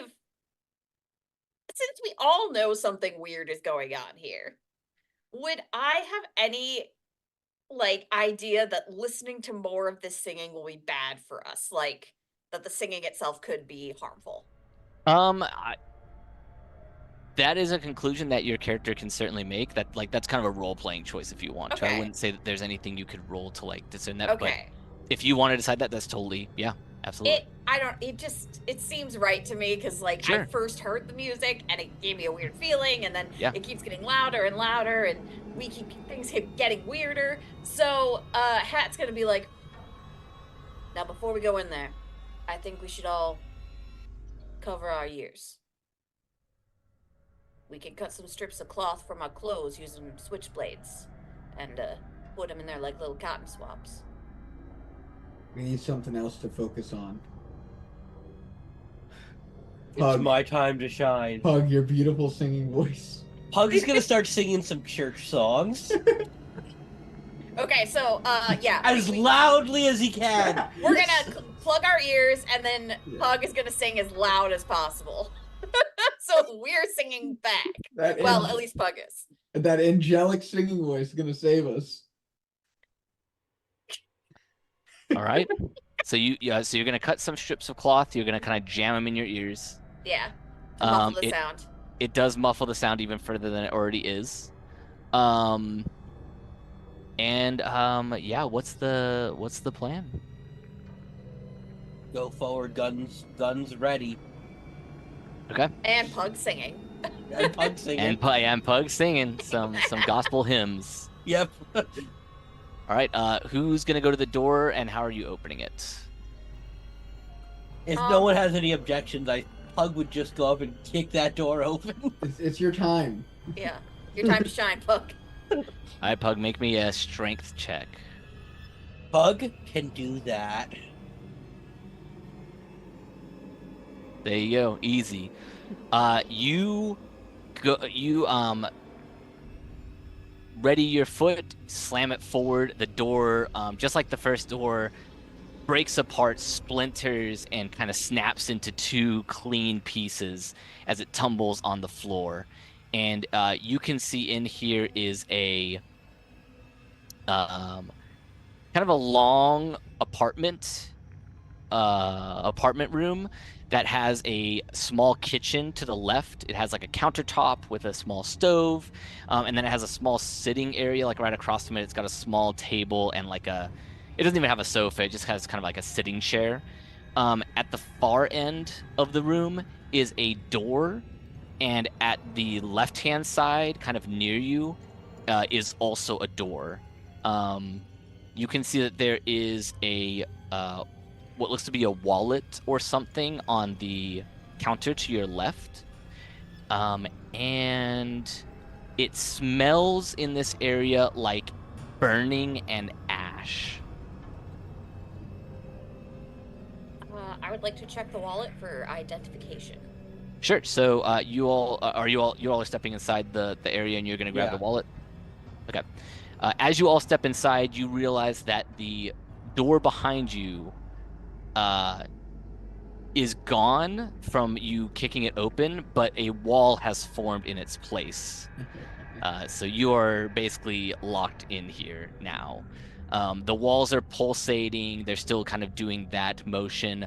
You see, now that you've stepped inside, you can grab the wallet, and you see that there is an ID that says Jack Sullivan in it. And kind of near the kitchen area, there's an overturned table, like a dining room table, and there looks to be ash marks on the floor and the wall. Anybody can study them and make an intelligence roll. Like to take a look. Yeah, I would like to as well. Okay, so I'll say that one of you studies one and one of you studies the other. So I'll say, unless you want to change it up, the Hat, you kind of study the one on the ground. Wendy, you check the one on the nearby wall, and you realize that these kind of ashy outlines look to be outlines of a person, like a human body that looks like it was burned away, like literally vaporized almost. And each of you will take 1 point of sanity loss as you realize that these bits of ash were once people that have been completely destroyed. Oh, I found Sticky Jack. There is also you all can't really hear it that well because you have stuffed your ears with cloth, but you can feel, you can kind of hear that the noise in here is much louder than it was. There's definitely this area or somewhere in here is the source of the music you've been hearing. However, again, it is still slightly muffled due to you jamming stuff into your into your ears to stop that. All right, and like I said, you have a door on your left-hand side. You have a door directly kind of down and like further in front. And let me check one more thing here. Yeah, that's what you've got going on. I mean, I think we checked the closest door first. That's kind of been the way we've been moving. Okay. So you go to the door. Who's at the door right now? Pug? I think Pug has been the point person. Okay. Make me a listen check. And you are looking for an extreme success.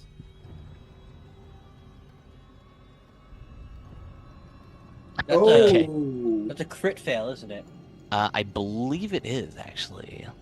Check. Yeah. Well, we did stuff our ears with cloth. Right. Okay, so yeah, you go to the door and you grab the knob and you open it up, and Pug, what you see is disturbs you greatly to your core.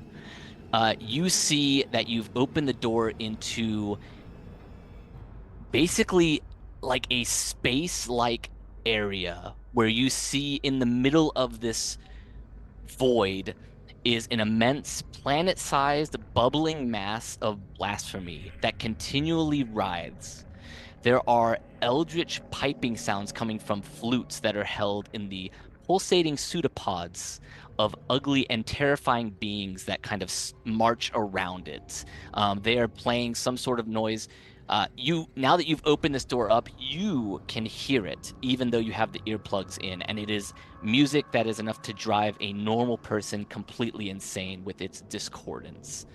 You are just seeing this. You realize that this is some sort of eldritch creature, something that no one was ever meant to understand or know or ever see. And the terrible piping noise that comes from this is calling out a name. And now that you're looking at it, you can understand that name as Azathoth. You are kind of filled with this sense of impending doom as you kind of choke without being able to kind of say anything for a brief second. And I do need you to make a sanity roll. All right, Pug.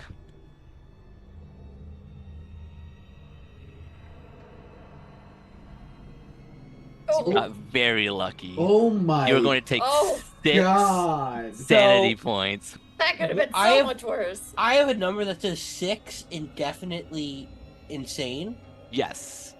Is that So, like 6 total, or 6 in one sanity event? So, Pug, I will give you a moment to kind of describe how Pug might react to this, and then I am going to tell you kind of what happens to you after that brief moment.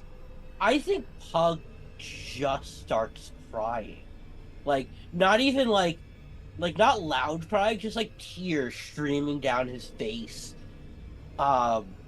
Just silently staring, just completely like his like 1,000-yard stare and tears streaming down his face. Just brain crack. Yeah. Okay, Pug, please make me an intelligence check. Okay. So, Pug, you slide down to the floor, sobbing, crying. Your whole kind of world and the things that you believed in kind of shattered by what you've seen and the things that are in front of you. And you all see that, Pug, luckily your mind cannot truly fathom the intensity of what is in front of you, but that doesn't mean that it doesn't deeply affect you.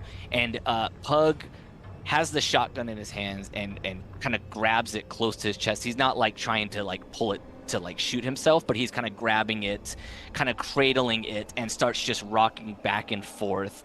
And you hear him kind of muttering something under his breath, which almost seems like it matches up to the melody of the music that is kind of being muffled for the rest of you.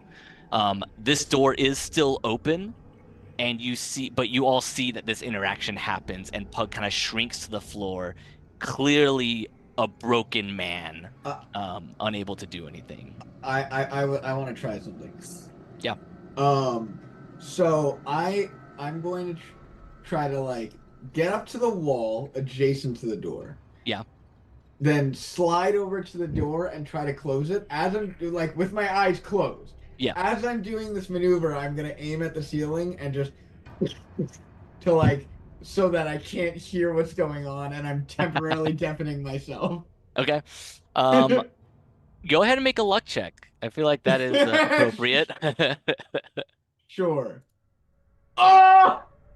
All right, Wendy. So you all see Pug sink to the ground, shaken, broken, unable to really communicate anything he's seen. Wendy snaps into action, kind of goes up against the wall, realizes whatever is through this doorway is something that you all do not want to deal with. Goes over to the door. You do, for a second, hear the noise start to kind of permeate into you, but you are able to just start firing off as you slide the door closed. There's no resistance, and it slams shut. And for all of you, the music did get louder, but unless you were like at the threshold like Pug and Wendy, it didn't necessarily get so loud that it pierced through your coverings. However, Wendy, you are going to take 2 sanity points from that brief interaction with it. Sure. I want to try and ease the gun out of Pug's hands. Sure, you can roll a either a sleight of hand or strength, and I'm gonna say that you have to actually. Well, let me see here. You will need a hard success to get out of Pug's grip. Actually, I'm gonna say you're gonna need an extreme success because Pug is literally probably using all his strength to pull that towards him. It is his anchor. All his 90 strength. Yeah, exactly. I mean, he's got 90 strength, so that's his anchor right now. As Hopeful kind of reaches down to try and grab the gun, Hat's gonna actually like put a hand on her shoulder and be like, "Wait, let me check this out first. Seems kind of." And I'd like to. Can Can I do psychology to see if there's anything we can do to help Pug or make him let go of the shotgun? Yes. You will need a hard success. Okay. Ooh, I'm gonna push it. Okay.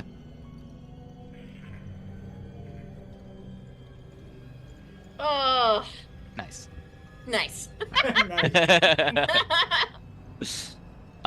Okay, so you get down. What are you trying to say to Pug? Hat is like, hands on both Pug's shoulders and being like, come on, Pug, you and me, we've been through worse than this. Come on, you're my guy. You got voice of an angel. Come on, come back to me, Pug. Pug looks over at you and kind of, you see Pug's eyes are not fixated. He's looking at you, but his eyes are not fixated on you. They're kind of moving back and forth. You can tell they're not focused. And you hear the words and the things that he is muttering and humming under his breath. And even though you have these coverings in your ears, it's like you can hear them clearly. And I will need you to make a sanity roll as just being in this presence. Extreme success. Very nice. I will say, because I was trying to get the gun and I'm watching this interaction, I have the read lips skill and I don't think I can control it. Sure. So are you saying you also kind of understand the things that are being... I'm saying that I am reading his lips. So do with that what you will. Sure, I'll have you roll a sanity roll as well. I think that's fair. Oh, Okay. let's see, you guys are fine. Wow, 73? Wow. Okay, you're each going to lose 2 sanity as you understand the melody a little bit more, and in understanding it, it becomes even more unfathomable to you. I reload the double barrel. That makes sense. Hey, that's a pretty good success there. I think you need extreme, but that's still really good. Yeah, it's not need extreme, extreme. Unfortunately. Oh wait, what constitutes extreme? I think it would be 15. Yeah, I think it's 15 because it's 1/5. Oh, it's It's 1/5? 12. Oh, it'd be 12. 12. Okay, yeah. Use 11. I'll do that. That's a pretty good roll. All right, so you spend some luck. You reach down, and as Pug is looking at the hat, you are able to kind of sneak over and wrestle the shotgun out of his grip because he is not necessarily focused on holding it in that moment. I'll replace it with a tiny pocket Bible. Aw. What are you replacing it with? A tiny pocket Bible. Oh, okay. He clambers to it and starts cradling that instead. All right, so a Pug, unfortunately, you are right now at least incapacitated. Yeah. Due to the terrors that you have seen. But the rest of you, what's the plan? Alright, give me back my shotgun. Yeah, we'll exchange. Hat, can you work a shotgun? I pretty sure I can. I I've got can. a 25 in it, so you got something better. So I've got a 35 in my handgun. I have a 30 in rifle and shotgun. And... Perfect. Here you go. Thank you. Oh yeah, and the shotgun, the sawed-off. So I have the 32 auto, which I have a 40 in. It does 1d8 of damage at 15 yards. The sawed-off, is it more of a close-range weapon because of the spray? At 5 yards, it will do 46 damage. Okay. So it's close range. Okay. Yeah.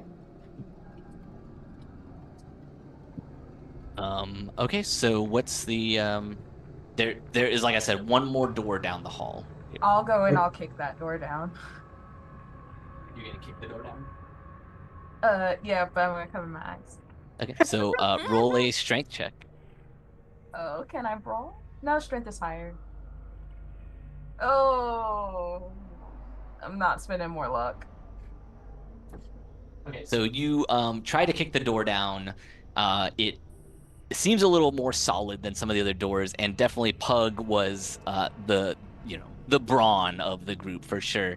So you try to kick it, and it doesn't open, but it doesn't seem like it's locked. So I'm just gonna go ahead and say that you kick it, and it doesn't like swing open, but it does kind of like open a little bit and like cracks open after you're able to kind of unlatch it from the door. That's probably better. So now you can fly open. You're gonna open it up. Do a peek. Yeah, I'm gonna open it very slowly, and I'm gonna peek from the bottom, slowly panning upward. So you slightly open it, get down low, start looking up. The first thing you see is that this is a bathroom, so it's got some tile flooring on it. And at the end of this small bathroom is a tub. On the edges of the tub are streams of blood. It looks like some is dried, some is a little more recent, so it's still kind of glistening wet. And as you look up, you can see there is a man in the tub that looks like he matches the ID that you found earlier. He looks haggard, his hair is kind of wild, and he has cuts all over his arms, particularly the undersides of his arms, and there is blood kind of gushing from all these wounds and all these cuts, and he is standing there with a knife. His eyes are bloodshot. He looks like he's got kind of blood dribbling down from his mouth, and as he looks kind of shocked that somebody has opened this door, he kind of takes a second to kind of try to remember what talking to somebody is like, and says, "Oh, please, I can't stop it."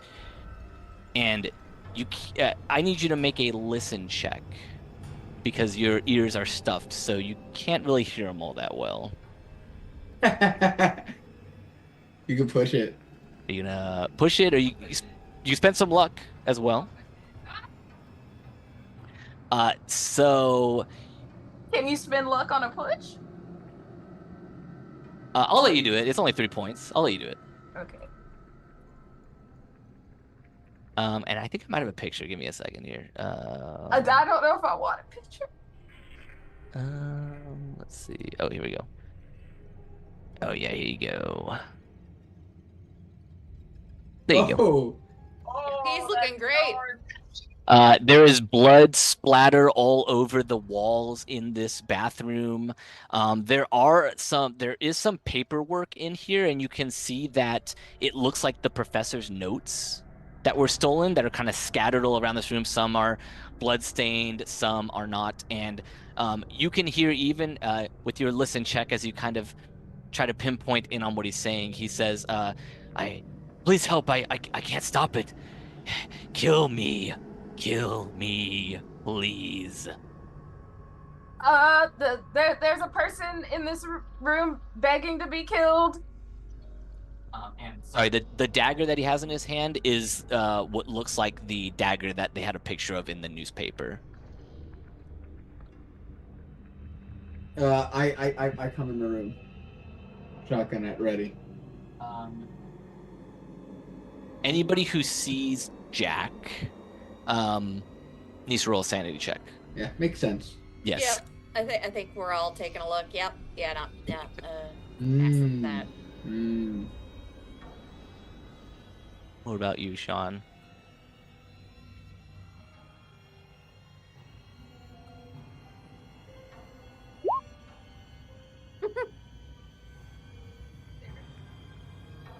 Wow. You'll take 1 point of sanity loss.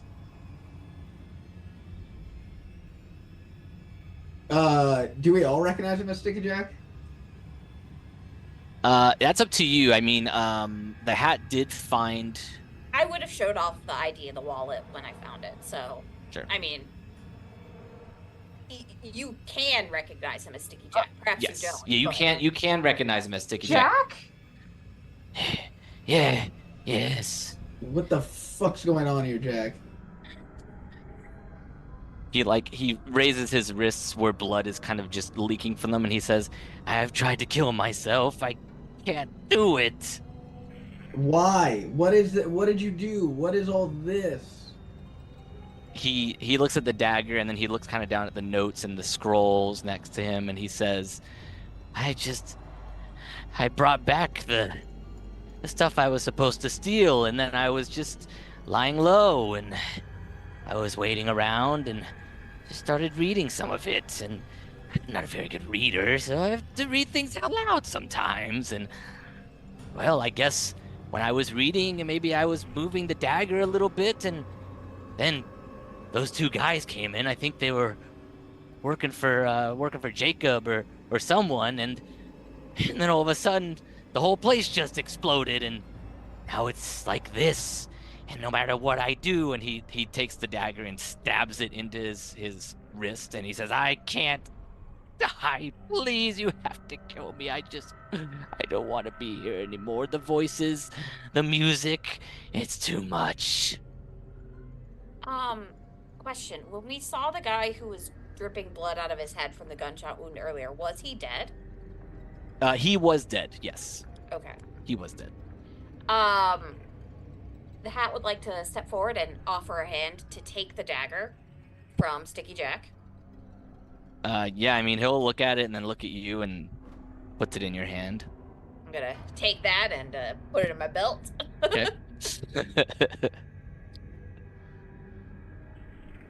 We're gonna try and stop this. Can't promise we can, because we got a friend who took one look at that thing, is now crying like a baby. Now, do you want the chance to maybe live past this, or are you just done, man? I'm giving you the option here. We'll kill you. Ready. I'm ready to die. Wendy?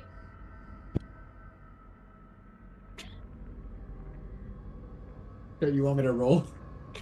Yeah, you just Listen, shoot. I've been ready to since the second I saw him. Are you just doing headshot, body shot, arm shot? Right to the chest. Okay. That is 16 damage. You pull the trigger, you blast Sticky Jack. He goes against the slams against the bathroom wall in here. You can see blood kind of explodes from the wound as he slides down, and then his eyes look up at you as his head kind of looks at you and says, I can't die. I told you already. And everybody needs to make a sanity check from seeing this man take a shotgun blast to the chest and still be alive from it. Good job. Hey, somebody's saying. So everybody's going to take 3 sanity except for Sean, which will take 1 sanity. And he almost seems upset that you shooting him did not kill him. Like, there's a chunk of flesh missing from the middle of his body. You can see part of like his internal organs peeking out from his rib cage as he stands up and he says, I told you I can't die. I tried to kill myself so many times. Did you try looking out that other door? What's past there? It's Azadoth. It's the god. The idiot god. He's just in there singing. And it's all in my head. It's always been in my head. No nonsense. How about you double tap straight to the head. Get that music out of there the hard way. Head. All right, you are going to make this roll with a penalty dice because you're basically doing like a called aimed shot kind of thing. Ooh, this is the same roll. Is a 0 good or bad in this? 0 is very good. That is, I believe, a critical again, because that would make it a 4. All right, so did we determine if that maximizes damage? I think it does. Yeah, it does. It does. Maybe 24. So you roll 20. You basically get 24 damage. As Sticky Jack, he stands up in this kind of bathtub, steps over the threshold of it as he's kind of ranting. The hat steps aside. You pull your shotgun out, aim right for the head, and as you pull the trigger, Sticky Jack's brains are just blown all across this room. And as his head explodes, there is a loud, piercing screech that echoes through the entire area. I do need everybody to make a sanity check as this noise fills your head even through your coverings. Does that include Pug? Sure, Pug. Yes. You know, please go ahead and make a sanity check for me. Oh, that's great. Pug loves sanity checks. That's a success. Amazing. But let me do my roll here. So everybody's gonna take 2 sanity. Anybody that succeeds takes 1 sanity. And you see that the body of Sticky Jack kind of stands for a brief second, and then it just falls and collapses. And as it slams down on the ground, you start hearing thud noises as you realize that things around the apartment are kind of falling from the ceiling. The walls stop writhing, the music stops around you, and you feel this kind of compression force as the apartment starts to like writhe and give one last pulsating like gasp before the walls straighten out. They stop moving. The room of the apartment kind of starts to build itself back together, and everything around you is suddenly calm, and you don't hear the music anymore through your coverings. The only thing left here is the dead body of Jack, the dagger that the hat has, and all the notes and the scroll that are on the floor that still have, blood all over them. Okay, we're getting out of here. Take that shit. Hopeful, find the misdews. The boss, we don't have a story for the boss. We have the dagger, but we should destroy the notes and the scroll. I think that's sound thinking. Sure, burn it. But we gotta find this dude's money to give to the boss. Well, I found his wallet earlier. Any money in there? Yeah, there is money in there. Yeah, there is. He didn't get the money from Jacob, like Jacob said. So there's not a whole lot of money in there, but there's like, $20. I'll take the $20. Well, I also take. Actually, I'm just keeping Sticky Jack's wallet with me because we can be like, Sticky Jack's dead. Here's his wallet. And we're also turning over Jacob. Here's the person who hired him for the job. What are we doing about We're Pug? done here. What are we doing about Pug, guys? I think Hat's gonna go back to Pug and kneel down. Take the cotton out of both their ears, and try one more time to talk to him.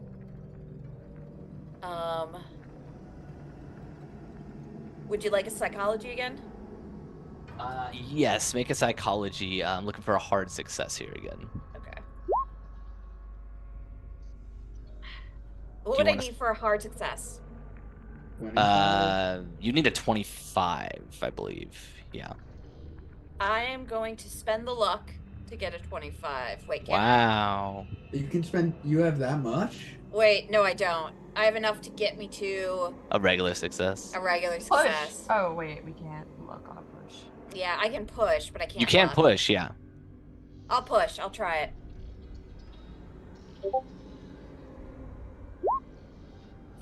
Even worse.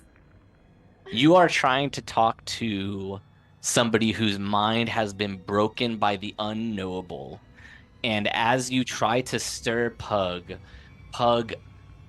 turns his head around, like snaps the head over to you and starts chanting even louder, almost like this is all that Pug knows and he needs to spread it to other people at this point. Oh no. Please make a sanity roll for me. All of us? Okay. This is gonna be just the hat, because the hat is close enough that it's gonna affect them more. I have failed. You're gonna take 5 sanity damage. All right.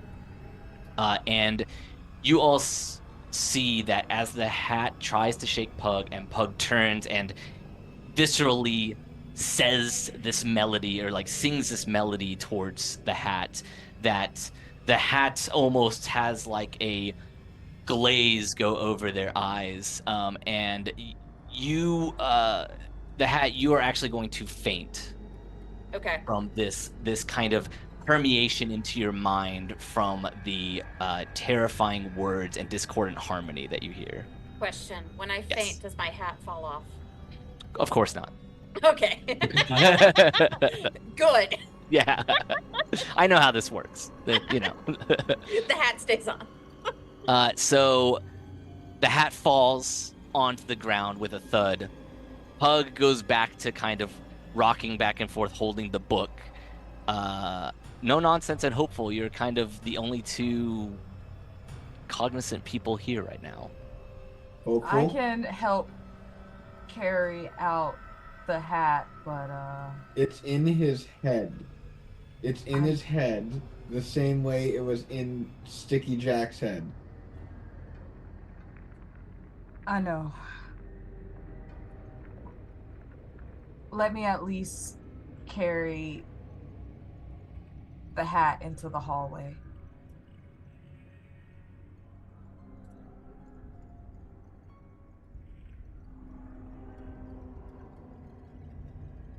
I don't want to pull the trigger. I got it. I got it.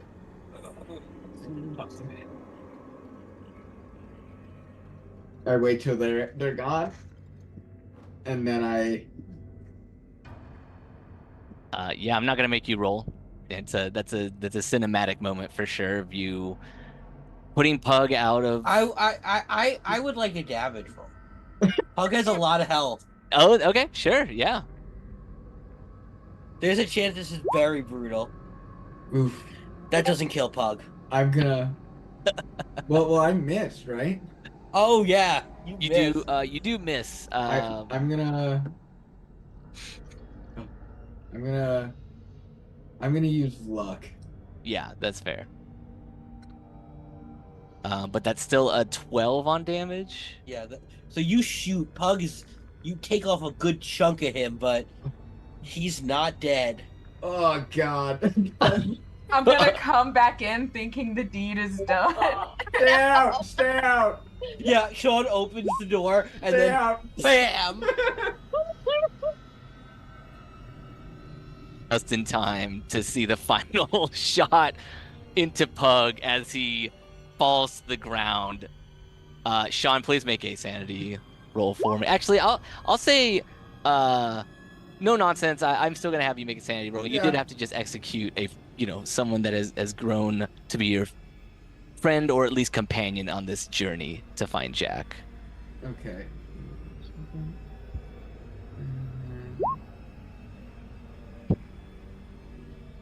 Let's see. Yeah, I feel like that failure there makes sense because I feel like part of it is also probably everybody else has gone down in one shot. The fact that Pug Yeah. just wouldn't Yeah. die. I imagine. I say so. Wendy, please take 4 sanity damage. Yeah. Sean, please take 2 sanity damage. And yeah, I imagine your first shot like stirs Pug, but then Pug kind of like resets back into the position, probably even obviously damaged, barely hanging on, but is still kind of rocking and humming under their breath. And then your second shot is what actually puts them down. I will reach into Pug's wallet and take his ID because I don't want them to be able to identify him and track it back to us. I know that I am unconscious, but can I make a request? Yes. Can somebody grab his crucifix? Yes. Yeah, that's appropriate. Mm-hmm. I'll grab it. I'm very Catholic. And it could also have his name on it. Sometimes people have their names engraved on their crucifix, even they're just Catholic baptismal names. So Let's get the fuck out of here. Is there anything that I could use to set those papers on fire? I don't want to burn down the whole apartment complex, but I mean, I'll say that you probably have like most people are gonna have a lighter on them. Yeah. And you can probably put it in like the bathtub or something. Yeah, the bathtub or like kitchen sink or somewhere where it's not gonna like spread through, super flammable means. Yeah, the scrolls and the notes. Okay. Yeah, you set them on fire. Leave them in the apartment as you head out. Yeah, let's get out of here. So you leave Curzon Street, the notes and the scroll destroyed. It is probably like 2 a.m. at this point. Are you heading immediately back to O'Leary? How many days have been since we started on this quest? It hasn't even been a full day. Yeah. You did all of this in one day. That's why it's like 2 a.m. right now. Yeah, it's like... We didn't sleep. We heard we had a deadline, and we're like... Yeah. Drag Jacob. Okay, let's get Jacob. And do I wake up at any point? Yeah, I would like to rouse the hat. Yeah, eventually the hat comes to a little bit of like muttering, but not like the way that Pug was. There's a little bit of muttering as the hat comes to and then kind of gets their wits about them enough. You have it in your head. You will have a permanent Oh no. a permanent sanity effect on you now. All right.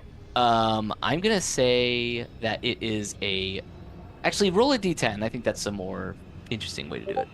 Okay.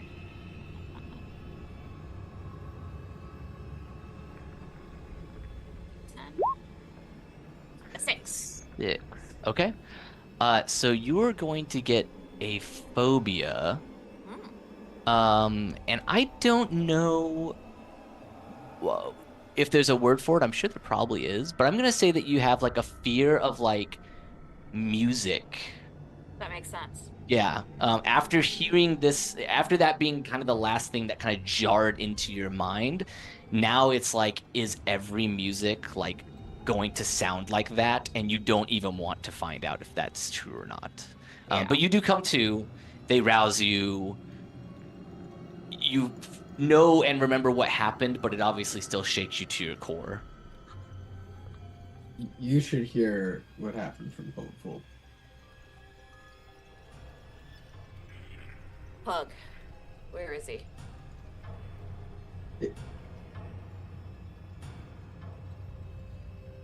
The chanting, the music was in his head, and it wasn't gonna come out. Pug wasn't Pug, and Pug was a danger to everyone. Should have never gotten him into this. I know he got himself into it, but he was just in. What am I gonna tell was it his ma or his grandma? His mom. His mom. What am I gonna tell his ma? That he was a good Catholic, true and true. He was. I may not believe in it, but God, he got another angel today. Someone to sing in that choir. Oh. We got his cross. If you want it. Yeah, I can. Over. I can give it back to his mom. Thank you. I tuck it in my pocket. Only one thing left to do. Get Jacob. Get him to the boss. And see if we're gonna live to see sunrise. I would think that the group is a little rough with Jacob when we bring him into the boss. Yeah, I'm not taking any shit from that guy. Yeah. It's all his fault. I'm wearing a sheet. Yeah, you're just still wearing the knitted like throw. we drag him out of the closet. All right, yeah. So you jag him out of the closet, and he was actually sleeping. He's are you finally ready to let me see my lawyer? What's going on? Yeah, we're gonna take you to our lawyer first. What? Listen, I've had a night. You see me right now? I'm covered in blood. Yeah, I see. Look, I get it, but I had a night too. I was locked in a closet. You sent 2 of your guys to Sticky Jack. I just had them tail him so that they could figure out what he was doing with all the stuff he stole. But what were you trying to do with that stuff? You know what? I don't care. Shut your mouth and walk with us. And if you move an inch, you're going to be the 4th person I kill tonight. He definitely seems taken aback by that and says, look, all right. I'm not the bad guy here. Just, I'm trying to help people. I pump. I said shut your mouth. Yeah, he definitely is quiet after that as he walks with you. To the boss. Take him back to O'Leary. Yep. All right, you go to O'Leary's shop. It's the butcher shop. It's closed, but you do know that there's like a guy across the street that looks like he's reading a newspaper. That's clearly one of his goons that like keeps an eye on the place. You're kind of used to the song and dance here. You know that you can go talk to him and basically let him know you're here to see O'Leary. He gives you a nod, walks back across the street, unlocks the butcher shop. You all wait in that same waiting area as he goes to the back room. And after about 5 minutes, the door opens up, and you actually see that Mordecai's there, and he looks kind of groggy. He's like wiping his eyes. He says, "Hey, you guys know what time it is, right?" Oh, I know. What happened to Pug? Pug, You all look like shit. it's been a hell of a night. Boss, Pug won't be assisting the operation any longer. He's gone to the great course in the sky. Oh. Wow, so this Sticky Jack guy really gave you guys a runaround, huh? Something like that. All right, well, come on back. And he kind of walks you through the door, gives you, brings some chairs out to accommodate everybody as he gets behind the counter or his desk and kind of eases in, gives like a yawn. Okay, so you lose Pug, you bring this guy, whoever the hell he is. He's the one that hired Sticky Jack. He also never paid Sticky Jack. So if you're looking for the money from Sticky Jack, this guy gotta talk to. And Jacob's been kind of quiet up to this point, but he clearly at this point feels like he needs to kind of step into whoa, I'm sure we can make a deal or something like that here. I mean, I didn't get my things either. So if you've got someone in your division who, might want to take some jobs, I'm happy to pay up. And Mordecai grabs a hammer out of his drawer and slams it on the counter and says, "You shut the hell up." So this guy gave the job to Jack, so you brought him to me. Did he kill Pug? Indirectly. Sticky Jack, based on everything we found out, fully intended to pay you. Your misdues. But he never got the chance. This guy sent 2 of his goons to his house, and a lot of fucked up shit happened. Those 2 guys are dead. Sticky Jack's dead. Another one of this guy's goons is dead. Pug's dead. And it's all this guy's fault. He's like, well, now hold on a second. All my fault. I mean, I just hired the people to do this. And Mordecai calls out. He says, "All right, grab him and take him to the back. And his goons kind of step forward and grab Jacob, and Jacob says, wait. Now, hold on. I'm sure we could talk about this like two respectable businessmen. And he gets carted off into a side door that opens up and then slams. It looks like a repurposed walk-in cooler. So it's got like a heavy door to it. And Mordecai kind of like, he has the hammer in his hand and he's kind of thrumming it within his palm, and he says, well, I gotta say, this is not the ending I'd hoped for, but you did what you could, and I'm sure I'll be able to shake something out of this guy, so we can call it even on that. I'm sorry about Pug.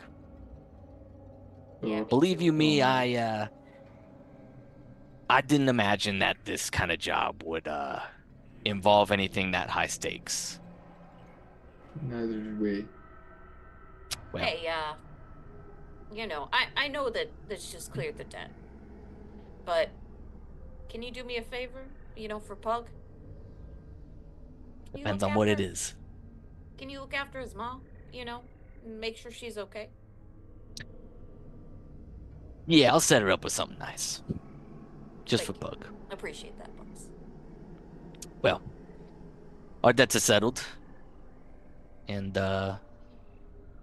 come back if you're looking for work. I always got jobs available, but you should probably get some sleep. Yeah, I'm just gonna show him the gunshot wound. I'm like, one of that asshole you dragged away's guys got one on me, so I think I'm gonna be taking a break for a little bit. Yeah, I know some people around Arkham, so if you need someone to patch you up on the low, just let me know. Tomorrow, not tonight. Yeah. All right, well, Thank you, want to boss. get some sleep. I'm sure we'll be in touch. And he'll kind of nod to one of his goons who opens the door for you and kind of escorts you out. Is there any kind of closing scene that you want to have for each character?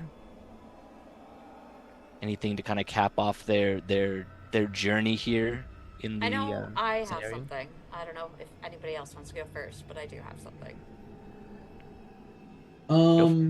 Yeah, you go first. Yeah. Okay. So, the Hat, after leaving that night, goes home and probably passes out for, 10 to 12 hours. Yeah. But, next morning he wakes up and he goes and brings the news to Pug's mom. Lets her know, that, her son died a God-fearing, good Catholic boy, and that he had a voice of an angel.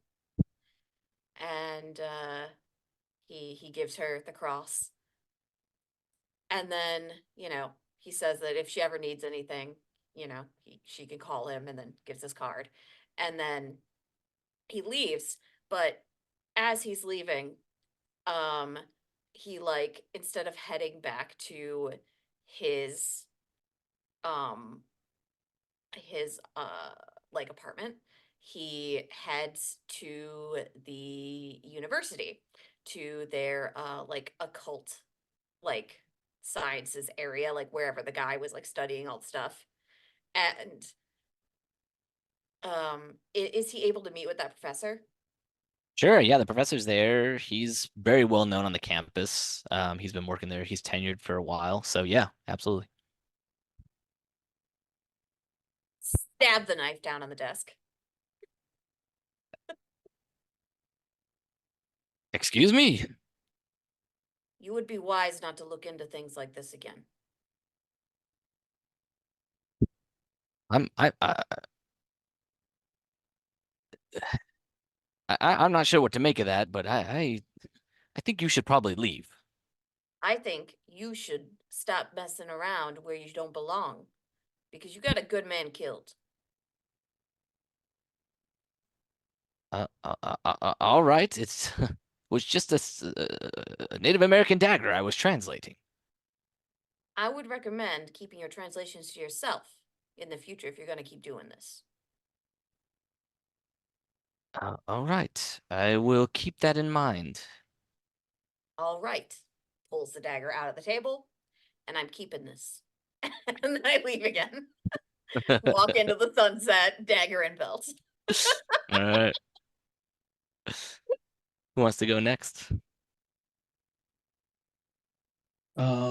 I could go unless you want to go, Shaunie. I'll go. It's pretty simple. Sean, now no longer owing the boss anything, gives up the criminal life and tries to turn a new leaf and becomes so much more devoutly Catholic.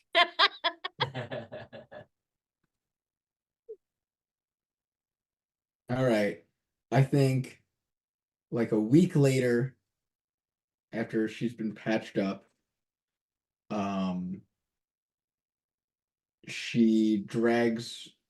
Wendy drags her brother Eddie up to the hill in the hills in Dunwich to watch the sunset. Her favorite view. She just goes, "We're done smuggling moonshine."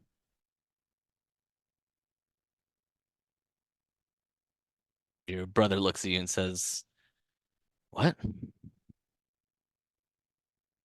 We got caught smuggling moonshine. And to get us out of the damages of being caught, I took this bullet and I had to bury 3 men. And he gives a sigh and says, "Wendy, I had no idea. Why didn't you tell me?"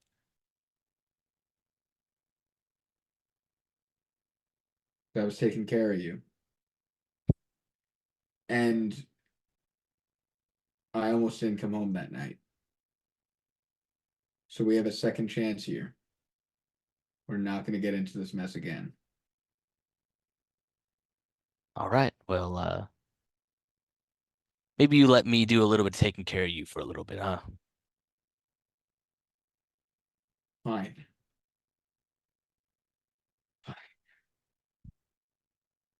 Just don't get into trouble. And he kind of like gives a small smirk, but gives you a hug. On your good side. Yeah. I'll hug him back. Okay, and everybody has had their final scene, but there are still moments that you all catch yourselves, maybe in your day-to-day life, hearing some of those noises in the distance or the melodies that you remember so painfully vividly kind of follow you at times, and you kind of have to do that double take to center yourself and remember. And every night when you look up on the night sky, there is a unsettling feeling of dread that seems to take pit in your stomach as you remember that there are things out there that you could never even begin to possibly understand. And that is the scenario Missed Dues. Cory, thanks for, being a good victim in the in the scenario. Thank you everybody for playing. It was a great time. I loved all the characters. Everybody did such a good job. It was an amazing it was an amazing time. It was really, really fun. And thank you everybody for watching. We really I mean, at least I had a really good time putting this together and going through this adventure. So I'll kind of do the closing stuff here. My name is Danny. I was the keeper here, the one who helped kind of facilitate the entire adventure and tried to figure out what to do when the players were just going off the rails. But it was a great time. I had a ton of fun doing it. I wouldn't have had it any other way. You can find me online at Danny Ryba on pretty much any social platform of choice. And I will let Harper take it from here. Hello, everybody. I'm Harper. You can find me on Twitter and Blue Sky at harpersfaerie. And I've got 2 shout outs tonight. First shout out is to Danny. Well, you did a wonderful job running that. So that's from me. Thank you. I had a great time and thanks for having me. And then my second shout out, It almost feels bad to plug something after all that. But I want to shout for the last time, the MCDM RPG. It has 52 hours left in the Kickstarter, and they are less than $1,000 from 4 million, which is Crazy. absolutely insane. Some people that I know very well are working on it. A lot of my good friends and myself included are play testers for it. So if you have any inclination, check it out. Cool. Shaunie. I had a lovely time. This might be one of the first times playing Call of Cthulhu where I haven't gone insane or garnered a phobia. So yay, hopefully that's a trend that continues. You can catch me across the internet in all places as shaucatcosplay. I also run a small business that makes crafty, nerdy accessories. So give us a check out. We just dropped a collection solely based on Atlas gaming titles. So for like my Persona people, mainly me, my Shimigami people like Danny, we have a collection out right now. Cory. I am Cory. I have been Marty Pug O'Leary, and I've had a blast watching as Pug was slowly driven insane and then eventually had to be put out of his misery. We Don't were worry, his just mom's being taken care of. That's were all just that's talking- all he would have wanted. before the stream. We were Sadness. literally just talking about how Cory's characters Yeah, we were. die a lot, and then it happened. It tends to happen when you're the one who kicks in the doors. That's very fair. Every door. Yep. Cool. And Corinne.